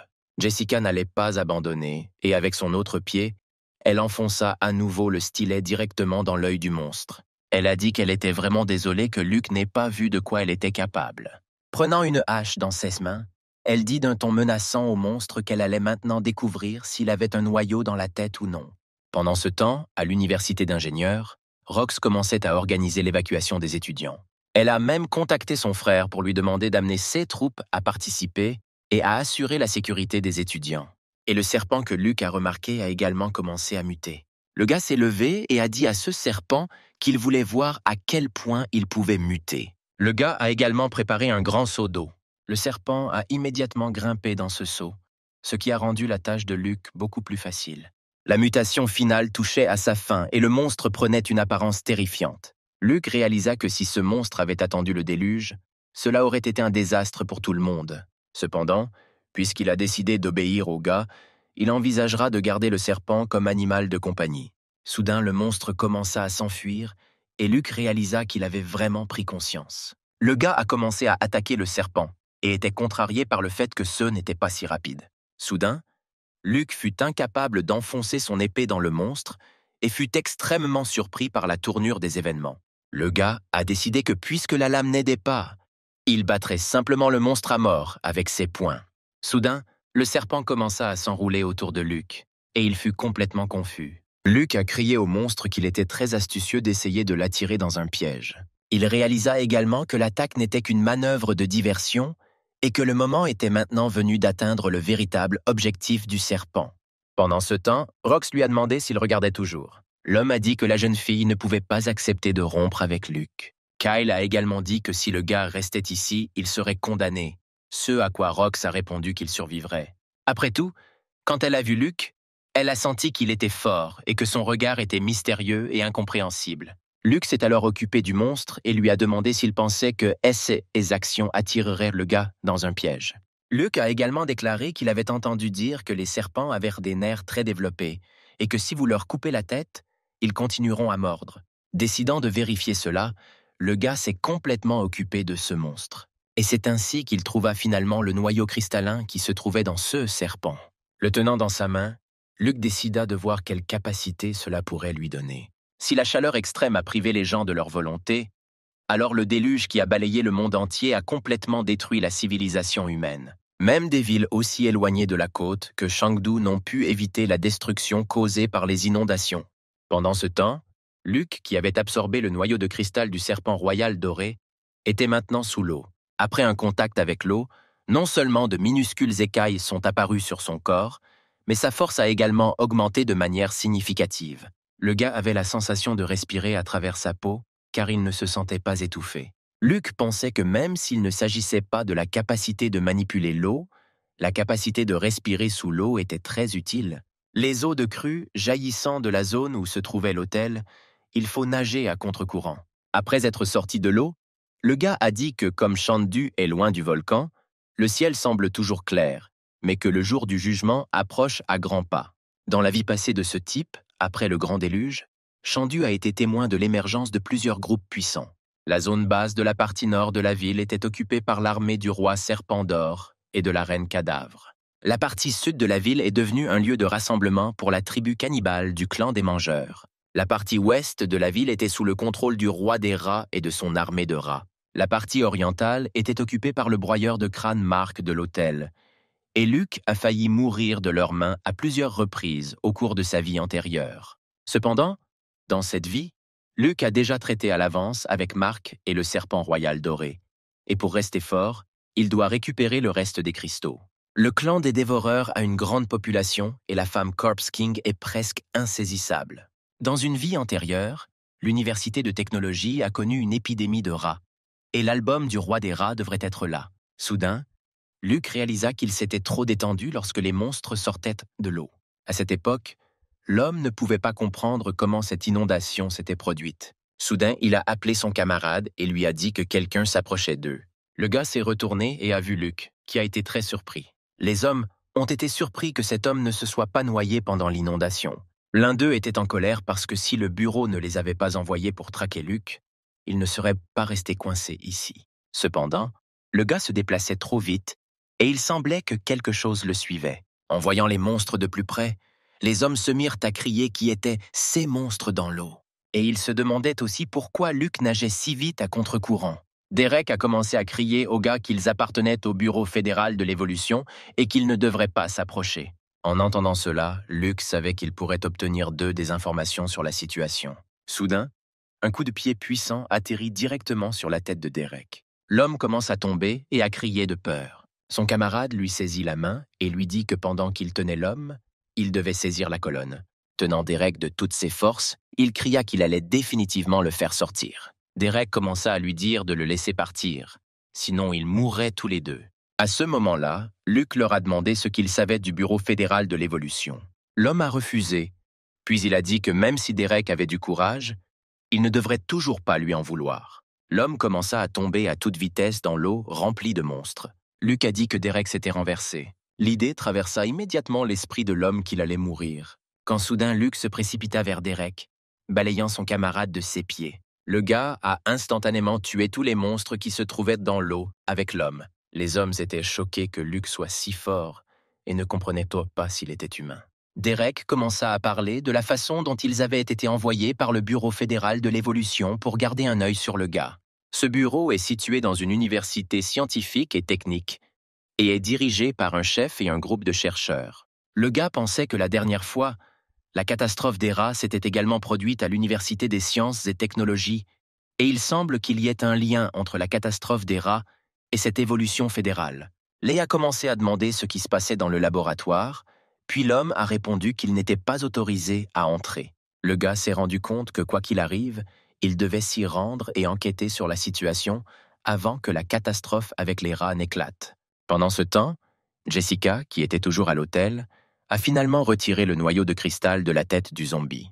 La jeune fille n'était pas sûre d'avoir réussi et avait l'air visiblement fatiguée. De plus, Jessica fut surprise de constater que l'eau avait déjà atteint son sol. Soudain, un monstre commença à l'attaquer, s'enroulant autour de son corps. Jessica était très mécontente que cette créature soit glissante et désagréable au toucher. Le monstre ouvrit grand la bouche et commença à attaquer la jeune fille. Cependant, Jessica n'était pas perdue et l'a attrapée. À ce moment-là, le monstre commença à tordre de plus en plus le corps de la jeune fille et à l'empêcher de bouger. Soudain, Jessica remarqua qu'il y avait beaucoup de ces créatures et elle eut très peur. Elle a dit qu'elle n'avait même pas eu le temps de s'habituer à ses capacités.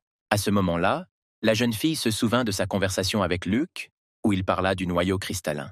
Jessica lui a demandé comment elle utiliserait cette capacité si elle ne savait même pas ce que c'était. Ensuite, Luke a dit que tout ce qu'elle avait à faire était de ressentir son corps et chaque changement pour commencer à le contrôler.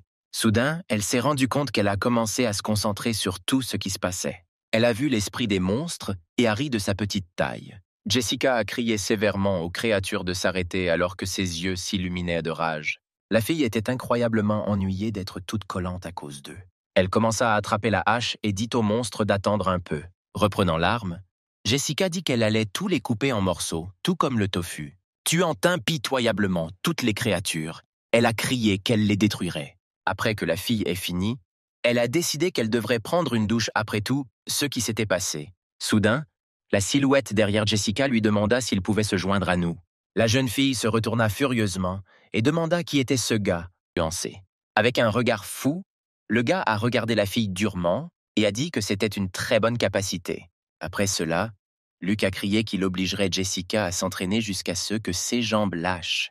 Après un certain temps, Luke a appris à une fille à tirer avec un pistolet. Après avoir montré toutes les bases, le gars a dit qu'il lui donnerait une demi-journée pour se familiariser avec ses capacités. Après que Luke ait précisé si la jeune fille venait d'une université de médecine, il a dit qu'elle l'accompagnerait, car le moment était venu de montrer ses capacités. Jessica était très inquiète pour son apparence, et le gars lui a dit que même si elle ne portait rien, personne ne pouvait lui faire quoi que ce soit. La jeune fille a demandé à Luke s'il avait déjà fréquenté une université scientifique et technique. Le gars a répondu calmement qu'il devait rendre visite à un ami et lui a également demandé s'il était en vie. Jessica a rassuré Luke en disant que les bonnes personnes ont de la chance. Soudain, la jeune fille se retourna et réalisa qu'ils étaient arrivés à cet endroit. L'Université des sciences et technologies, clôturée par des portes en bois, se trouvait juste en face d'eux. Soudain, des coups de feu ont commencé à venir de la tour en direction de Luke et Jessica. Le gars a immédiatement commencé à protéger la fille des coups de feu. Une voix d'homme se fit entendre depuis la tour, demandant qui ils étaient et ce qu'ils faisaient ici. En le regardant, Luke pensa que c'était dans cette université que le roi des rats s'était rebellé la dernière fois. Le gars s'est levé et a commencé à dire à l'homme qu'ils étaient ici pour rejoindre le Bureau fédéral de l'évolution. En voyant Jessica dans un costume de lapin, l'homme a dit qu'après avoir passé la nuit avec lui, il leur permettrait d'entrer.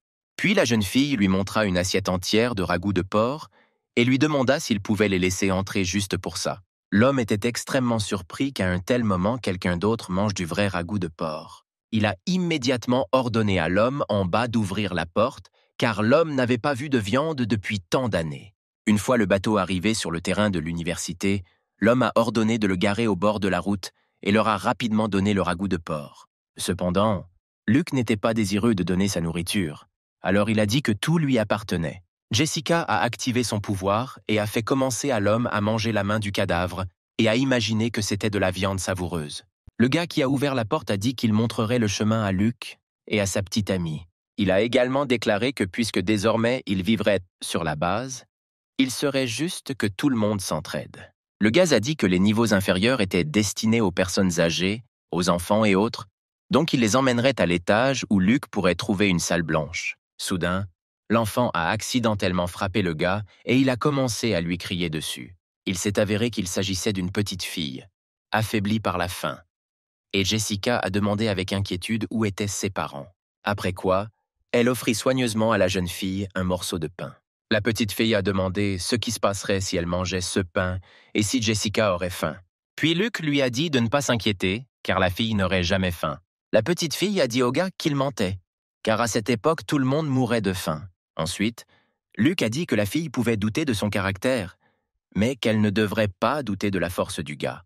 Des assiettes de nourriture sont apparues de nulle part et la petite fille a été choquée par ce qu'elle a vu. Ensuite, Jessica a commencé à lui donner du pain et à dire que les enfants ne devraient pas penser à des bêtises. Soudain, une voix se fit entendre avec colère demandant qui préparait la nourriture. Et Luke se retourna. Les 3 hommes ont crié et frappé les gens, affirmant que stocker de la nourriture était contraire aux règles. Cependant, ils ne se souviennent pas que quelqu'un ait échangé de la nourriture ces derniers jours. La petite fille s'est mise à pleurer et Jessica l'a calmée en lui disant qu'elle veillerait à ceux qui parlent poliment. « Levez-vous de vos genoux !» La jeune fille a demandé à l'homme si pendant tout ce temps, il ne s'était pas battu lui-même pour se nourrir. Réactivant son pouvoir, Jessica leur dit de profiter de leur repas autant qu'ils le souhaitaient. En voyant 4 assiettes avec différents types de viande, les hommes tombèrent dans la stupeur. En mangeant rapidement morceau par morceau, le chef a dit qu'il avait envie de pleurer. Avant de pouvoir finir de mâcher sa nourriture, il dit également que Jessica était tout à fait raisonnable et qu'il la punirait encore ce soir. Cependant, les hommes ont également déclaré que Luke avait enfreint les règles et devait être puni. Après cela, le chef a dit de sortir le gars et la fille de là. La punition était un duel à mort avec 2 hommes enchaînés. Les souvenirs de Luke évoquent 2 frères qu'il avait déjà rencontrés. Ami, la petite fille a crié fort, les larmes aux yeux, et a demandé ce qui était arrivé à ses frères. La jeune fille a pleuré et a demandé à laisser partir les hommes. Ensuite, l'un des assistants du chef a déclaré qu'ils avaient échoué et qu'ils n'avaient pas pu marquer de points. Ils ont donc été condamnés à mort. Après ces paroles, le chef lui-même a également déclaré qu'il ne s'attendait pas à entendre que Luke connaissait ces hommes. L'homme a dit que si Luke perdait le duel, il jetterait la petite fille à l'eau avec ses frères pour nourrir les monstres aquatiques. Luke pensait que les frères étaient dans une sorte d'état fou. Soudain, l'un d'eux a commencé à attaquer le gars. Luke n'a pas été surpris et a immédiatement commencé à attaquer les 2 frères. Quelques minutes plus tard, ils étaient déjà inconscients sur le sol et Luke continuait de se tenir debout avec confiance. La petite fille a crié à ses frères sous le choc et l'excitation. Le leader a déclaré avec colère qu'il avait gaspillé 2 doses de S-médicaments. Après cela, il s'est tourné vers Luke et lui a dit que s'il abandonnait toutes ses fournitures, l'homme ferait comme si de rien n'était. Luke a demandé pourquoi il devait donner toutes ses fournitures à cet homme. L'un des assistants du leader a déclaré que tous ceux qui entrent à l'Université des sciences et technologies doivent suivre les règles du patron pour maintenir l'ordre. Luke a répondu que les hommes avaient mangé tout ce qu'il avait et qu'ils ne pouvaient donc rien rendre. Un homme de grande taille est apparu derrière le chef et a demandé pourquoi Luke ne devrait pas travailler pour lui. Jessica se figea sous le choc en réalisant de qui il s'agissait. Cet homme bénéficiait d'un logement et d'un repas gratuit, ainsi que de postes bien rémunérés. Ceux subordonnés étaient comme des chiens tenus en laisse. Dès qu'ils ont cessé d'obéir à l'homme, il les a immédiatement battus. Edgar a dit qu'il manquait de monde et Luke et sa petite amie sont arrivés juste à temps. Il a également déclaré qu'il faisait de grands sacrifices pour eux, la production industrielle étant désormais arrêtée.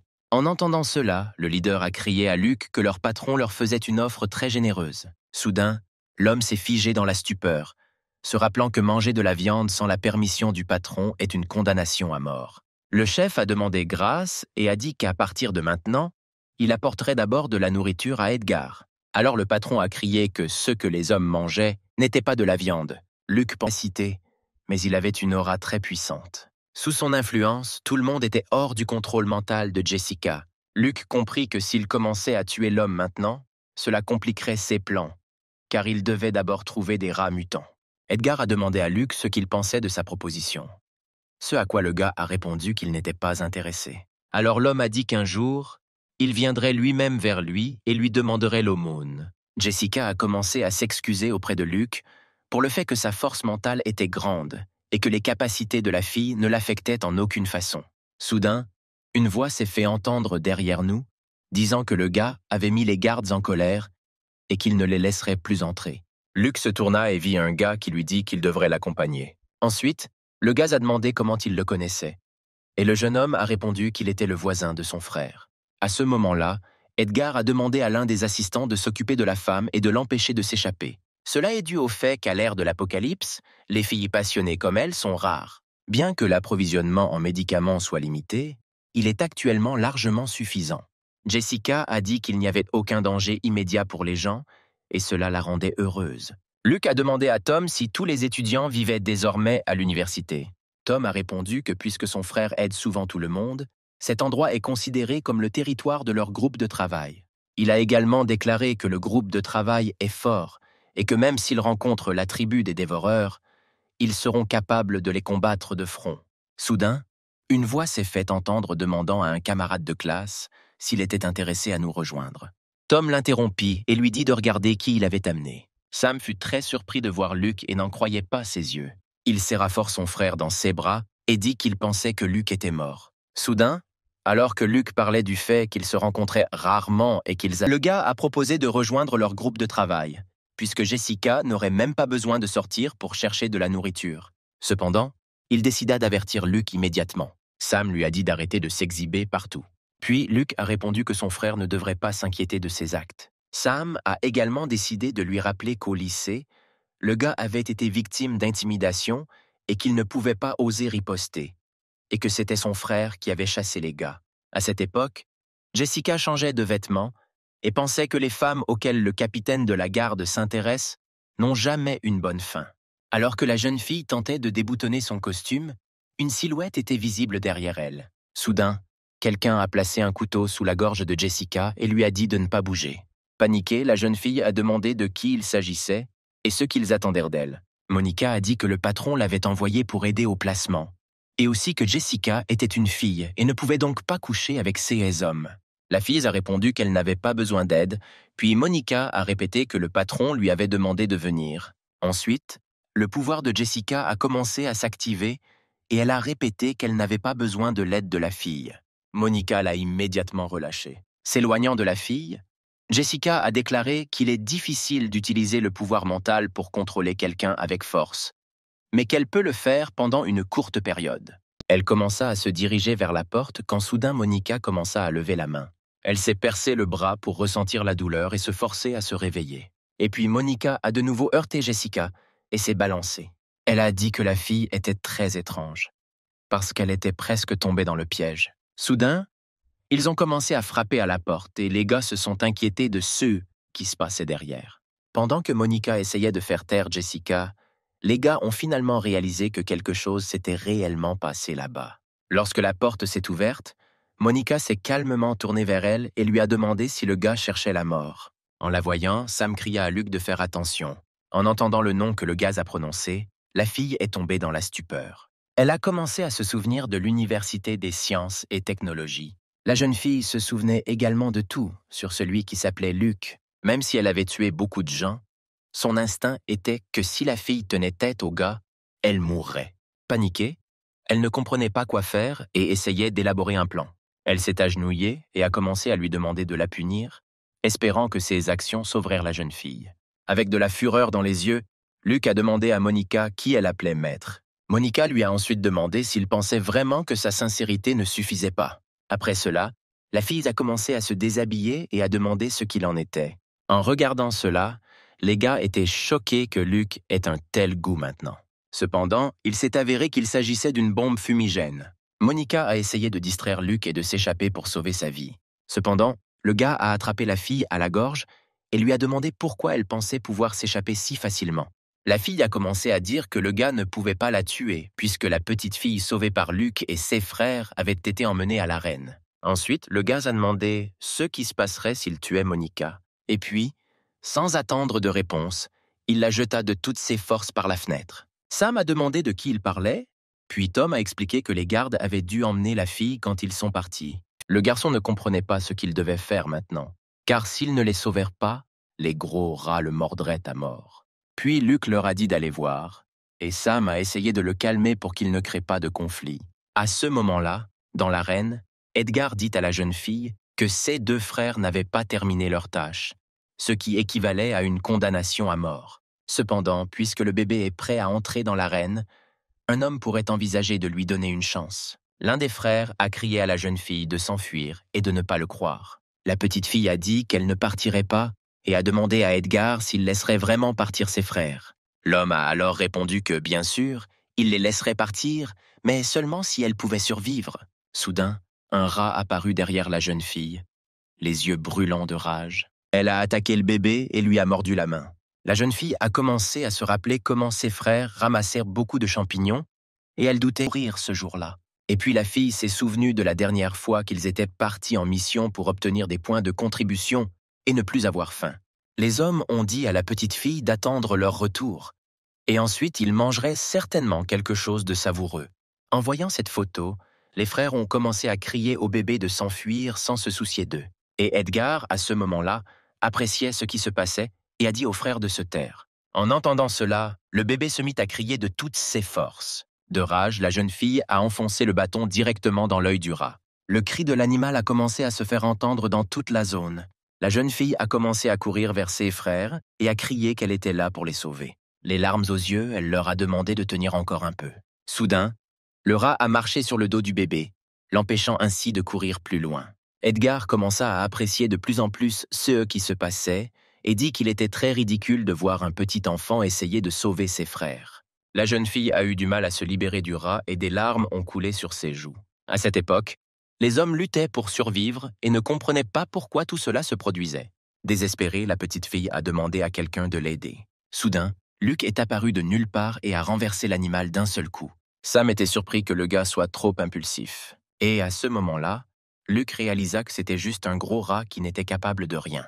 En voyant cela, Edgar est devenu très en colère et le gars a continué à penser qu'il n'y avait pas de noyau cristallin chez l'animal. Et puis le gars a répondu à l'homme qu'il réaliserait son souhait. Après cela, ils ont sauvé les frères et les ont amenés dans un endroit sûr pour se reposer. Les hommes ont remercié le bébé de les avoir sauvés. Puis la jeune fille répondit timidement que c'était Luc qui les avait tous sauvés, pas elle. À ce moment-là, l'homme à lunettes a interrogé Monica sur la personne ci-dessous qui constitue un matériel de recherche spécial. Il a également parlé de rats créés à l'aide des dernières technologies, les rendant plus gros et plus féroces qu'auparavant. Après cela, il a dit que si Luc mourait ici, alors il ne méritait pas d'être un sujet spécial pour les expériences de cet homme. À ce moment-là, le gars s'est occupé de tous les rats en quelques minutes. Les gars étaient choqués, et Sam ne savait pas si c'était vraiment le Luc qu'il connaissait. Edgar, la colère dans les yeux, ne comprenait pas comment cela s'était produit. Et à ce moment-là, Luc était contrarié que le prochain rat n'ait pas de noyau cristallin. Soudain, une voix retentit dans les haut-parleurs. L'homme réalisa que Luc était le matériel dont il avait besoin. Et puis il a dit à Edgar de l'amener ici. Il a également mentionné que peu importe l'état dans lequel se trouve l'homme, l'essentiel est que son corps finisse dans le bureau de l'homme. Tom a dit à Jessica qu'il devrait repartir rapidement car il y avait une situation terrible. Et la fille a regardé dans la direction de Luc et a dit que tant qu'il serait là, elle n'irait nulle part. Edgar a dit à Sam qu'il avait entendu dire que lui et Luc étaient frères, mais qu'ils n'avaient tous pu survivre à cet apocalypse que grâce au patron, et lui a demandé qui il choisirait. Puis Luc a demandé à Sam ce qui se passait. Le gars a dit que l'homme au sommet s'appelait Mason, et qu'au tout début de l'apocalypse, il avait développé un médicament qui rend les gens plus forts, et a ainsi pu contrôler l'université. Cependant, ce médicament oblige les gens à échanger leur force vitale contre de la force physique. Ensuite, Luc a demandé s'il avait parlé de ses capacités. Sam accepterait-il de l'accompagner? Le gars s'est excusé auprès de Luc et a dit qu'il n'avait pas d'autre choix. Edgar a ri à ce moment-là et a déclaré qu'il n'aurait jamais pensé voir des frères devenir des ennemis. Après cela, il a dit que le temps était presque écoulé et que le patron attendait toujours. L'homme s'est précipité vers Luc et lui a dit qu'il ferait tout lui-même. Soudain, à ce moment-là, Sam a frappé Edgar et lui a dit qu'il ne voulait pas choisir. L'homme, en colère, lui a demandé pourquoi il avait trahi son patron. Sam a alors répondu qu'il voulait juste utiliser la drogue pour le contrôler.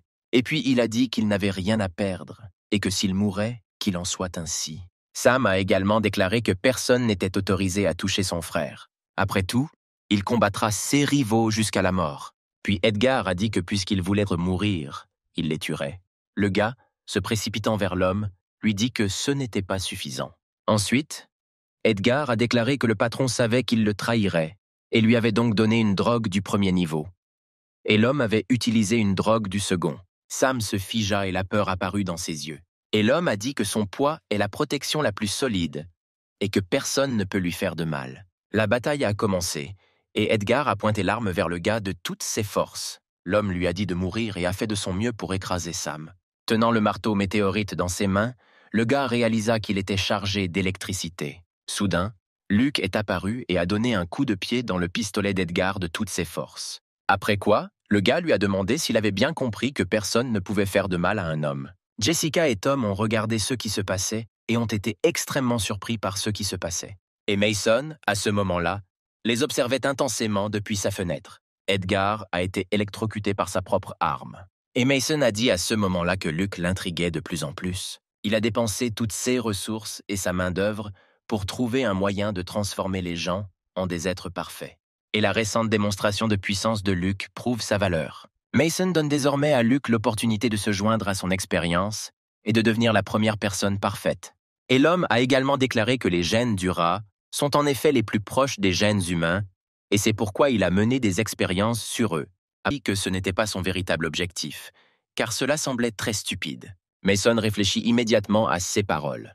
Il se rendit compte que Luke semblait comprendre à quel point l'évolution pouvait être grande. Soudain, Luke esquiva adroitement une fléchette qui volait vers lui. Cette fléchette a volé droit sur Edgar de toute sa force. Sam a commencé à crier que le corps de l'homme était en train de muter et tout le monde était terrifié. Jessica ne comprenait pas ce que ces gens recherchaient. Cet homme était un lutteur de sumo et son corps rendait Edgar résistant aux coups. Combiné avec la drogue de niveau 3 qui vient de lui être injectée, qui augmente sa force et guérit son corps, Luke n'est pas à la hauteur de lui. Observant cela, Mason demanda à Luke s'il voyait maintenant la grandeur de l'évolution. Cependant, le gars a déclaré qu'il transformait simplement les gens en monstres et lui a montré sa protestation.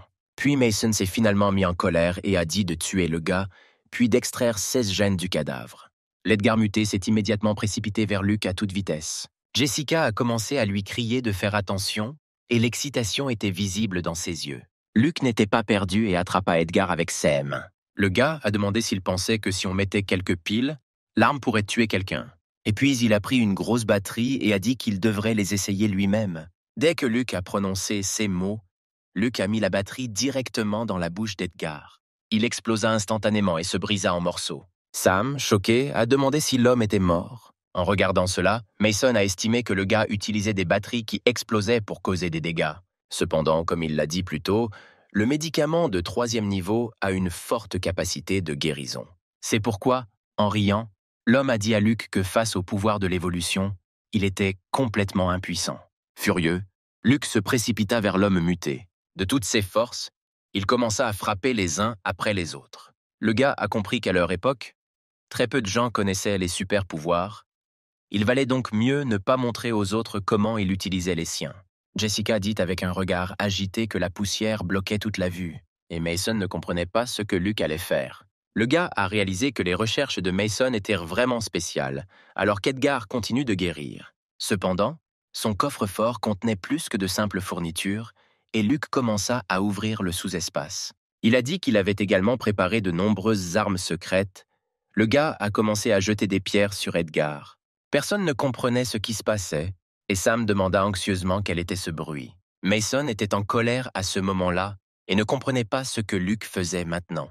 Soudain, la poussière s'est dissipée pour révéler Luke assis sur un tas de ciment et d'acier, puis l'homme s'est rendu compte qu'Edgar était enterré sous les décombres. Mason était complètement en colère et une rage furieuse était visible dans ses yeux.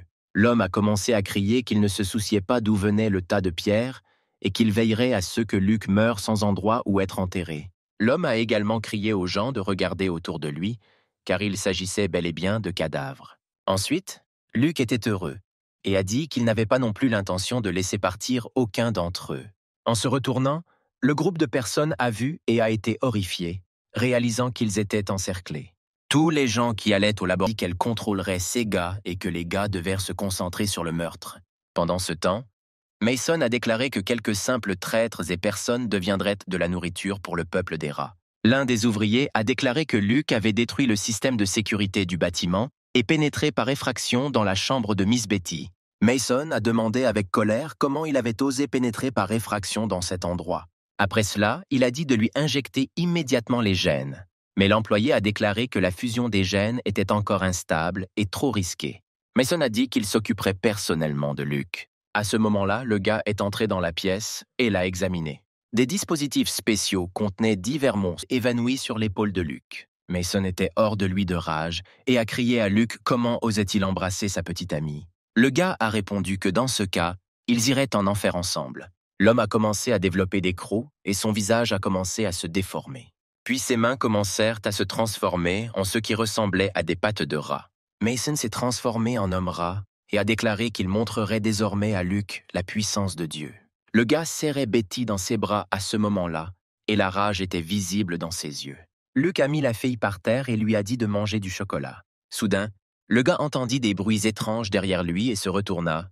Mason a crié qu'en osant se laisser distraire à un tel moment, Luke courait vers la mort.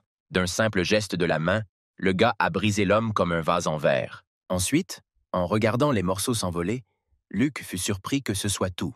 À ce stade, Betty a demandé à Luke si les personnes ci-dessous étaient ses amis. Le gars s'est tourné vers elle et lui a dit qu'elle avait bien compris. Ensuite, la fille a commencé à prendre la chaise dans ses mains et à dire qu'elle ne mangerait pas les fournitures du gars. Après ces mots, elle a cassé la vitre et a crié qu'elle prendrait soin des gens en bas. Avant de partir, Betty a également déclaré que Mason n'était pas si facile à tuer. La jeune fille commença à sauter par la fenêtre et à grandir en volume.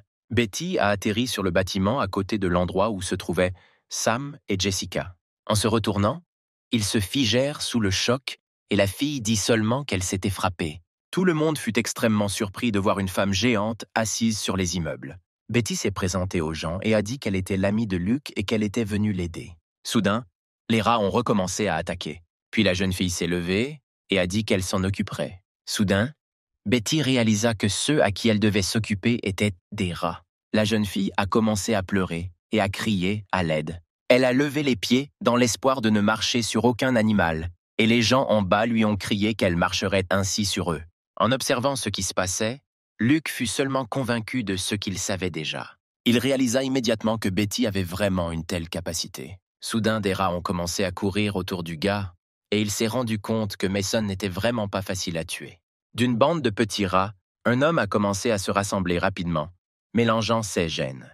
Et maintenant, un homme rat au regard terrifiant se tenait déjà devant Luke. Mason a ri et a dit que son corps était pratiquement immortel. À ce moment-là, Sam criait en bas et ne comprenait pas ce qui se passait.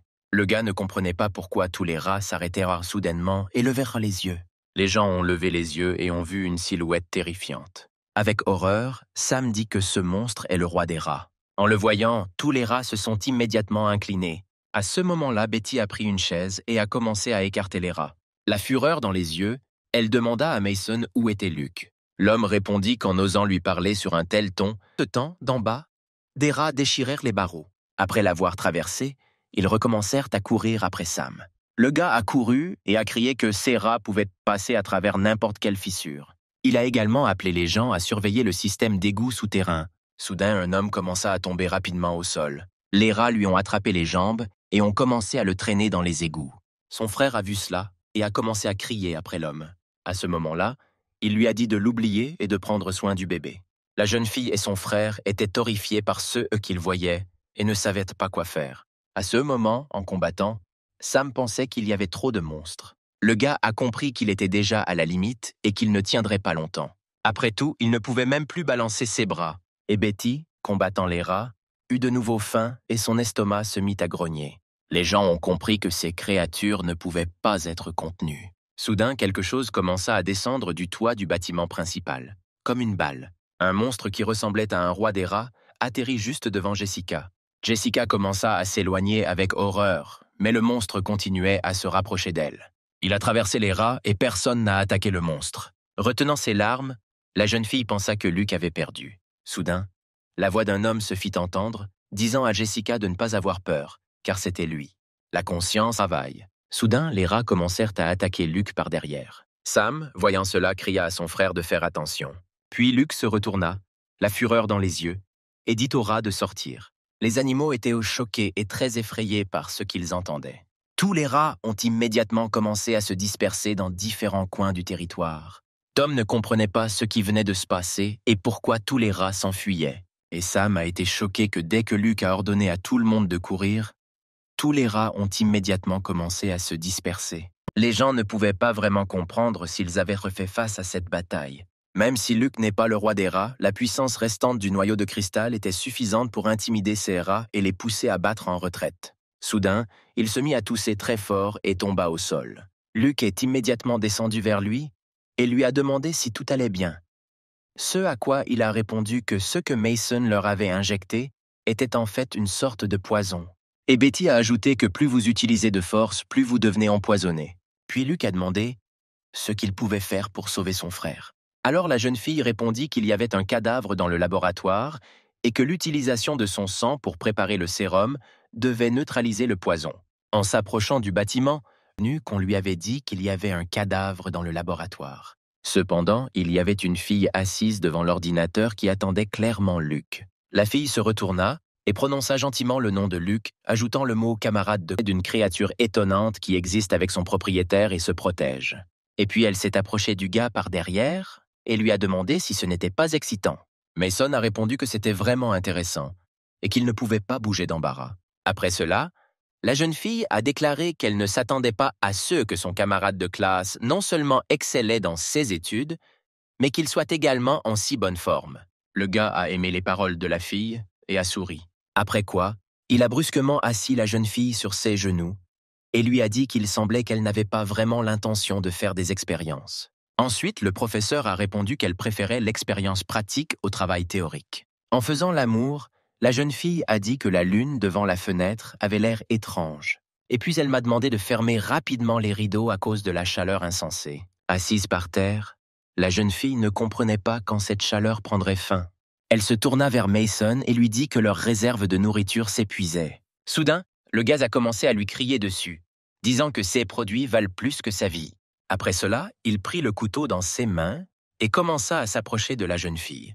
Il a commencé à tuer la jeune fille et à dire avec colère que peut-être la nourriture n'avait pas encore été digérée. Mason est devenu fou et était heureux d'avoir à nouveau de la nourriture. Soudain, il se rendit compte que le rat avait évolué après avoir mangé sa chair, même si cette évolution cruelle était loin d'être parfaite.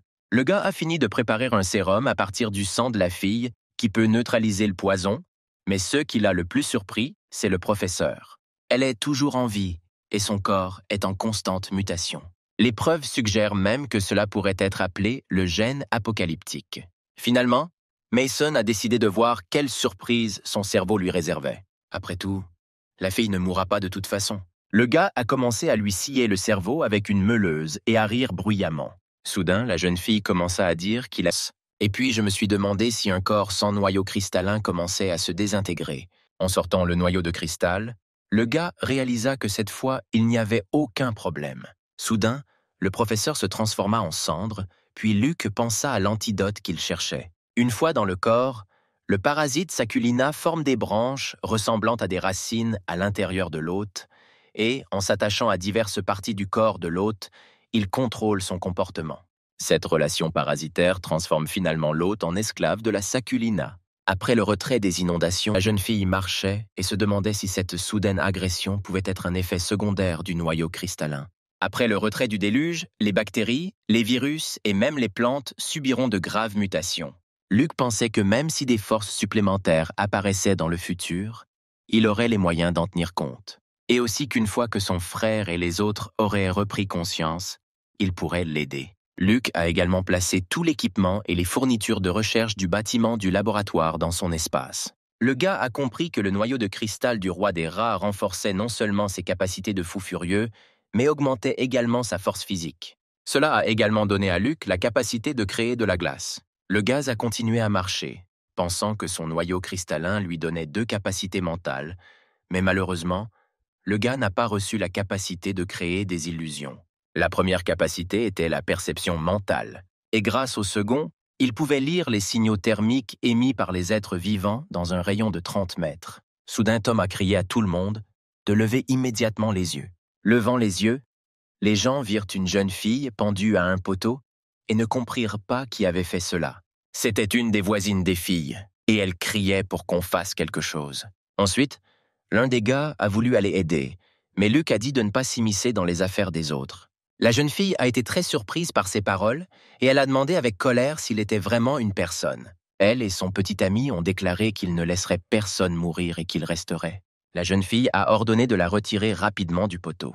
2 hommes ont détaché la corde et ont déclaré qu'ils sauveraient définitivement la pendue. Soudain, ils furent frappés par une lance directement en plein cœur. La fille et le gars étaient coincés et des gens volaient au-dessus d'eux.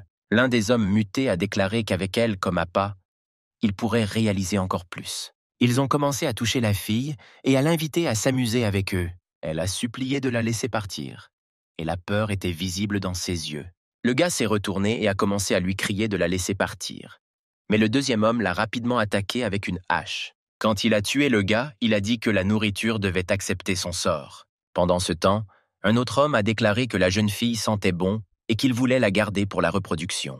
Luke et Jessica marchaient et discutaient, eux-mêmes aimeraient être entourés. Soudain, des cadavres mutés sont apparus juste derrière les dévoreurs, ce à quoi ils ne s'attendaient pas. Ils ont commencé à s'occuper d'eux et à crier qu'ils ne devaient pas se mettre en travers de leur chemin. Combattant les cadavres mutés, ils leur crièrent de quitter leur territoire. En regardant à nouveau par la fenêtre, l'un des mangeurs a vu que sa proie s'était échappée. Ils se mirent à courir après leur proie, l'empêchant de s'échapper. Cependant, Luke savait ce qu'il faisait et était donc convaincu que les monstres ne pourraient pas s'échapper. S'adressant les uns aux autres, les hommes dirent qu'il y avait ici une autre personne qui voulait mourir. Luke a répondu que les mangeurs n'avaient pas de noyau de cristal et que, par conséquent, au lieu de lui-même, il permettrait aux cadavres mutés de jouer avec eux. Les hommes se rendirent compte qu'ils étaient piégés, mais ne parvenaient toujours pas à comprendre comment cela s'était produit. Et maintenant, les gens ont enfin atteint la zone de sécurité. Soudain, ils ont entendu quelqu'un crier, qui disait comment ils avaient osé envahir la zone. Un homme armé d'une énorme arme volait rapidement droit vers les filles. Il a dit d'un ton menaçant qu'il n'acceptait pas les déchets et leur a demandé de partir. Jessica lui a ensuite demandé si ce n'était pas une zone de sécurité et pourquoi il ne les laissait pas entrer. La jeune fille a essayé de contrôler l'esprit de l'homme, mais il s'est rendu compte que c'était une autre astuce. Encore plus en colère, il sauta sur la jeune fille avec une hache. Soudain, un cri de quelqu'un lui barra le chemin, et l'homme dut s'arrêter. Derek se tourna vers le capitaine et lui dit que ces gens cherchaient juste un abri et qu'il n'était pas nécessaire d'attaquer. L'homme a alors répondu qu'il n'était pas facile pour les gens ordinaires de se frayer un chemin dans les zones où se promènent les mangeurs. Soudain, Luke est apparu parmi la foule et a déclaré que dans ce cas, ils amèneraient des dizaines de médecins dans une autre zone sûre. En entendant cela, le capitaine fut très surpris que le gars ait amené autant de personnes à la fois. En voyant Luke, Derek fut surpris que le gars soit toujours en vie après tout ce qui s'était passé. Après cela, il s'est tourné vers le capitaine et lui a dit que c'était ses amis. Et le gars a garanti de sa vie qu'ils n'étaient pas des espions pour les mangeurs. Les hommes ont dit au capitaine que Derek lui-même se portait garant d'eux et qu'il fallait donc lui faire confiance. Puis l'homme s'est retourné et a dit que s'il ne pouvait pas guérir les malades, Derek en supporterait les conséquences. Le gars a demandé à Luke de ne pas le prendre personnellement, puisque le capitaine était juste une personne particulière. Et Derek a également dit qu'ils étaient à l'heure. Il a dit à Luke qu'ils avaient ici plusieurs patients étranges qui avaient un besoin urgent de l'aide d'un médecin. Une fille est apparue devant eux, qui apparemment faisait pousser des champignons. Jessica et Betty la regardèrent avec surprise et ne comprirent pas vraiment ce qui n'allait pas chez elle. Derek a dit qu'il ne savait pas comment les retirer et qu'à chaque fois, la personne s'affaiblissait. Luke a alors répondu qu'elle était infectée par des champignons mutés, et maintenant que les plantes sont en train de muter, vous devez avertir les autres de faire attention aux jeunes pousses des plantes. Ensuite, Jessica a demandé si les plantes utilisaient les gens comme nourriture, et le gars a répondu que tout était possible. Si ces plantes nouvellement mutées ne sont pas détruites, elles pousseront rapidement et commenceront à attaquer les humains. Lorsque cela se produira, les tribus mangeuses en profiteront pour attaquer les zones sûres, et de nombreuses personnes deviendront pour elles du bétail. Soudain, il y a eu du bruit et un type dans une voiture, un pistolet à la main. disait aux gens de s'éloigner. Luke a ensuite demandé pourquoi leur équipe n'avait rien fait, parce que quelqu'un tirait avec une arme à feu dans la zone de sécurité. Derek a répondu que l'équipe est impuissante ici, puisque ce type est un gros bonnet. Ce type est le fils du chef de la ville et estime que les personnes âgées et les enfants sont inutiles dans la zone de sécurité. Se tournant vers la fille, le gars lui a demandé si elle voulait monter dans la voiture pour qu'il l'emmène manger quelque part. Betty a répondu qu'elle avait très faim et qu'elle ne pouvait plus marcher, puis elle a demandé si le gars pouvait la porter. Derek a commencé à arrêter la fille, mais Luke est intervenu et a dit que le gars devrait essayer de l'attraper.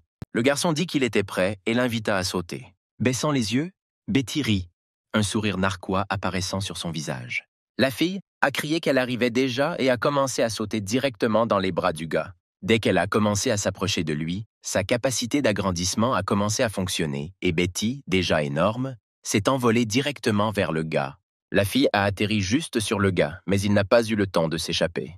En entendant le bruit, le capitaine se retourna et demanda ce qui se passait. Et même Rox, qui était dans le bâtiment, a entendu le rugissement et y a prêté attention. Le garçon a crié qu'il s'était cassé la jambe et que son corps tremblait. Betty l'a regardé et a dit qu'elle lui avait donné une chance. Et le gars l'a prise si médiocrement. Le gars a demandé à l'éloigner de lui, car la fille s'est transformée en géante et s'est cassé la jambe.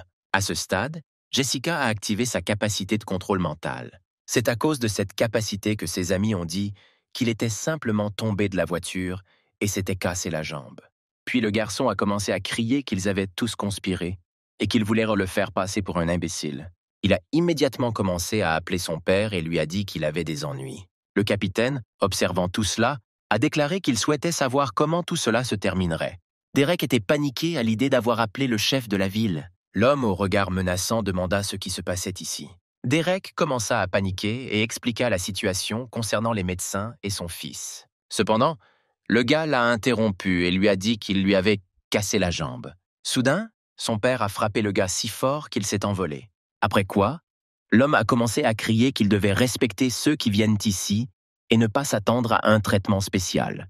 Il a crié qu'il voulait transformer cet endroit en une île paradisiaque au milieu de l'apocalypse. Ensuite, l'homme a dit qu'il leur offrirait de meilleures conditions alimentaires. Après ce discours, Derek dit à Luke qu'ils pouvaient tous rester. Cependant, lorsqu'il s'est retourné, il n'y avait plus personne, et le gars en a été extrêmement surpris. Jessica a demandé pourquoi il ne pouvait pas rester en ville. Et Luke pense aussi que le chef de la ville voudra se venger d'eux après ce qu'ils ont fait à son fils. Betty a déclaré qu'elle n'avait jamais été dans une telle situation et a demandé de l'aide à Jessica. À quoi la jeune fille, fermant les yeux, répondit que peut-être il ne pourrait pas dormir du tout. Soudain, Luke leur a dit de se taire parce que quelqu'un arrivait. Le gars a commencé à leur dire de sortir, et ensuite il ne leur ferait pas de mal. Alors que l'homme quittait le bâtiment, il a demandé s'il pensait qu'après ce que Luke avait fait, il le laisserait partir comme ça. Ensuite, le gars a répondu qu'il ne voulait tout simplement pas provoquer un massacre et causer des problèmes à ses amis.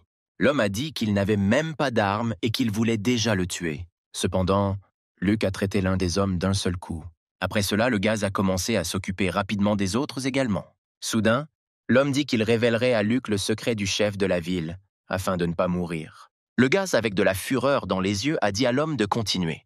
Il a déclaré que le chef de la ville avait conclu un accord avec un clan de voyous voisins. Chaque semaine, il échange les réfugiés qui arrivent contre de la nourriture. Puis Betty a frappé l'homme et lui a demandé pourquoi ils vendèrent des gens à ces monstres. Soudain, ils ont vu l'un des mangeurs dire que la nourriture avariée serait jetée à la porte de la zone de sécurité avant l'aube. Les filles se sont figées sous le choc et ont réalisé que ces gardes n'avaient pas non plus longtemps à vivre. L'homme a demandé s'ils allaient le laisser partir, ce à quoi Luke a répondu qu'ils avaient toujours besoin de lui.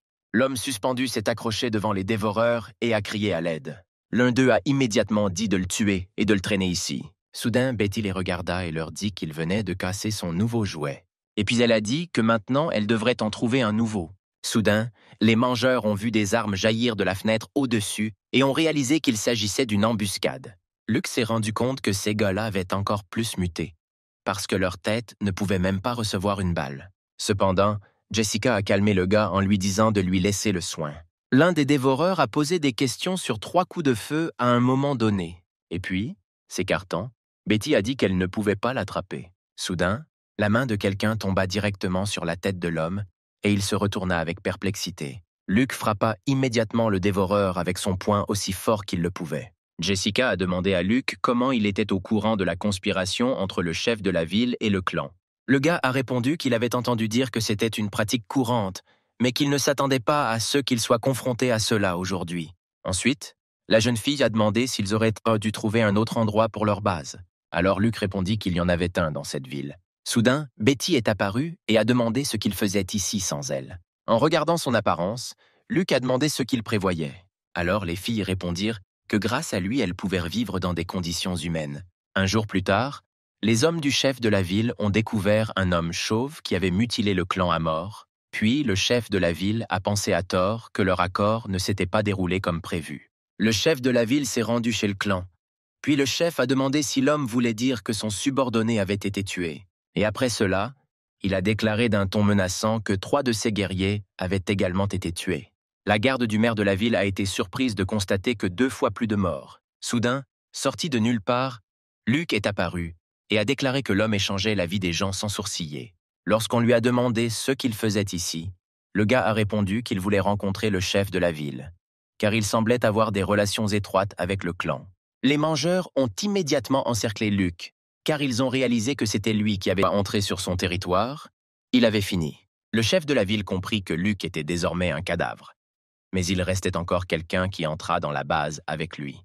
L'homme a commencé à crier à tout le monde qu'un traître était apparu dans leur base. Et puis, il a pointé du doigt un groupe de personnes et a dit que c'était l'une d'entre elles. L'homme a crié qu'ils faisaient semblant d'être des médecins, mais qu'en réalité, ils échangeaient des personnes contre de la nourriture. Ensuite, l'une des personnes a dit que si Luke amenait des gens ici, alors on pouvait certainement leur faire confiance. Ensuite, le chef a déclaré que l'homme ne serait pas en mesure de prouver son innocence. Soudain, le cri de Luke se fit entendre, disant qu'il le prouverait. En regardant le gars, l'homme réalisa que c'était Luke. Prenant le dévoreur par la tête, le gars a dit qu'il allait maintenant lui dire ce qui se passait réellement. L'homme a commencé à crier que le chef de la ville faisait du commerce avec lui. Les gens ont immédiatement commencé à se révolter et à s'indigner. Le chef de la ville a crié que tout cela n'était qu'un mensonge et que Luke lui-même était en conspiration avec eux. Soudain, un homme qui connaissait Rock s'est approché de lui et a appelé le nom du chef. Après cela, il a frappé l'homme de toutes ses forces en disant qu'il était un monstre. Ensuite, le chef de la ville a déclaré que le monde que tout le monde connaissait avait été détruit depuis longtemps et que le clan contrôlait depuis longtemps tous les approvisionnements. Il a également précisé que des victimes relativement petites nourrissent toute la ville. Après avoir entendu cela, Luke frappa de toutes ses forces le chef de la ville en plein visage. Et puis, il a dit que dans ce monde, la capacité d'obtenir de la nourriture joue un rôle clé dans la survie. Le gars a également dit que les gens ne devraient jamais suivre leur chemin. Après cela, Luke a invité les gens à participer à la création d'une nouvelle base où seuls les gens vivraient.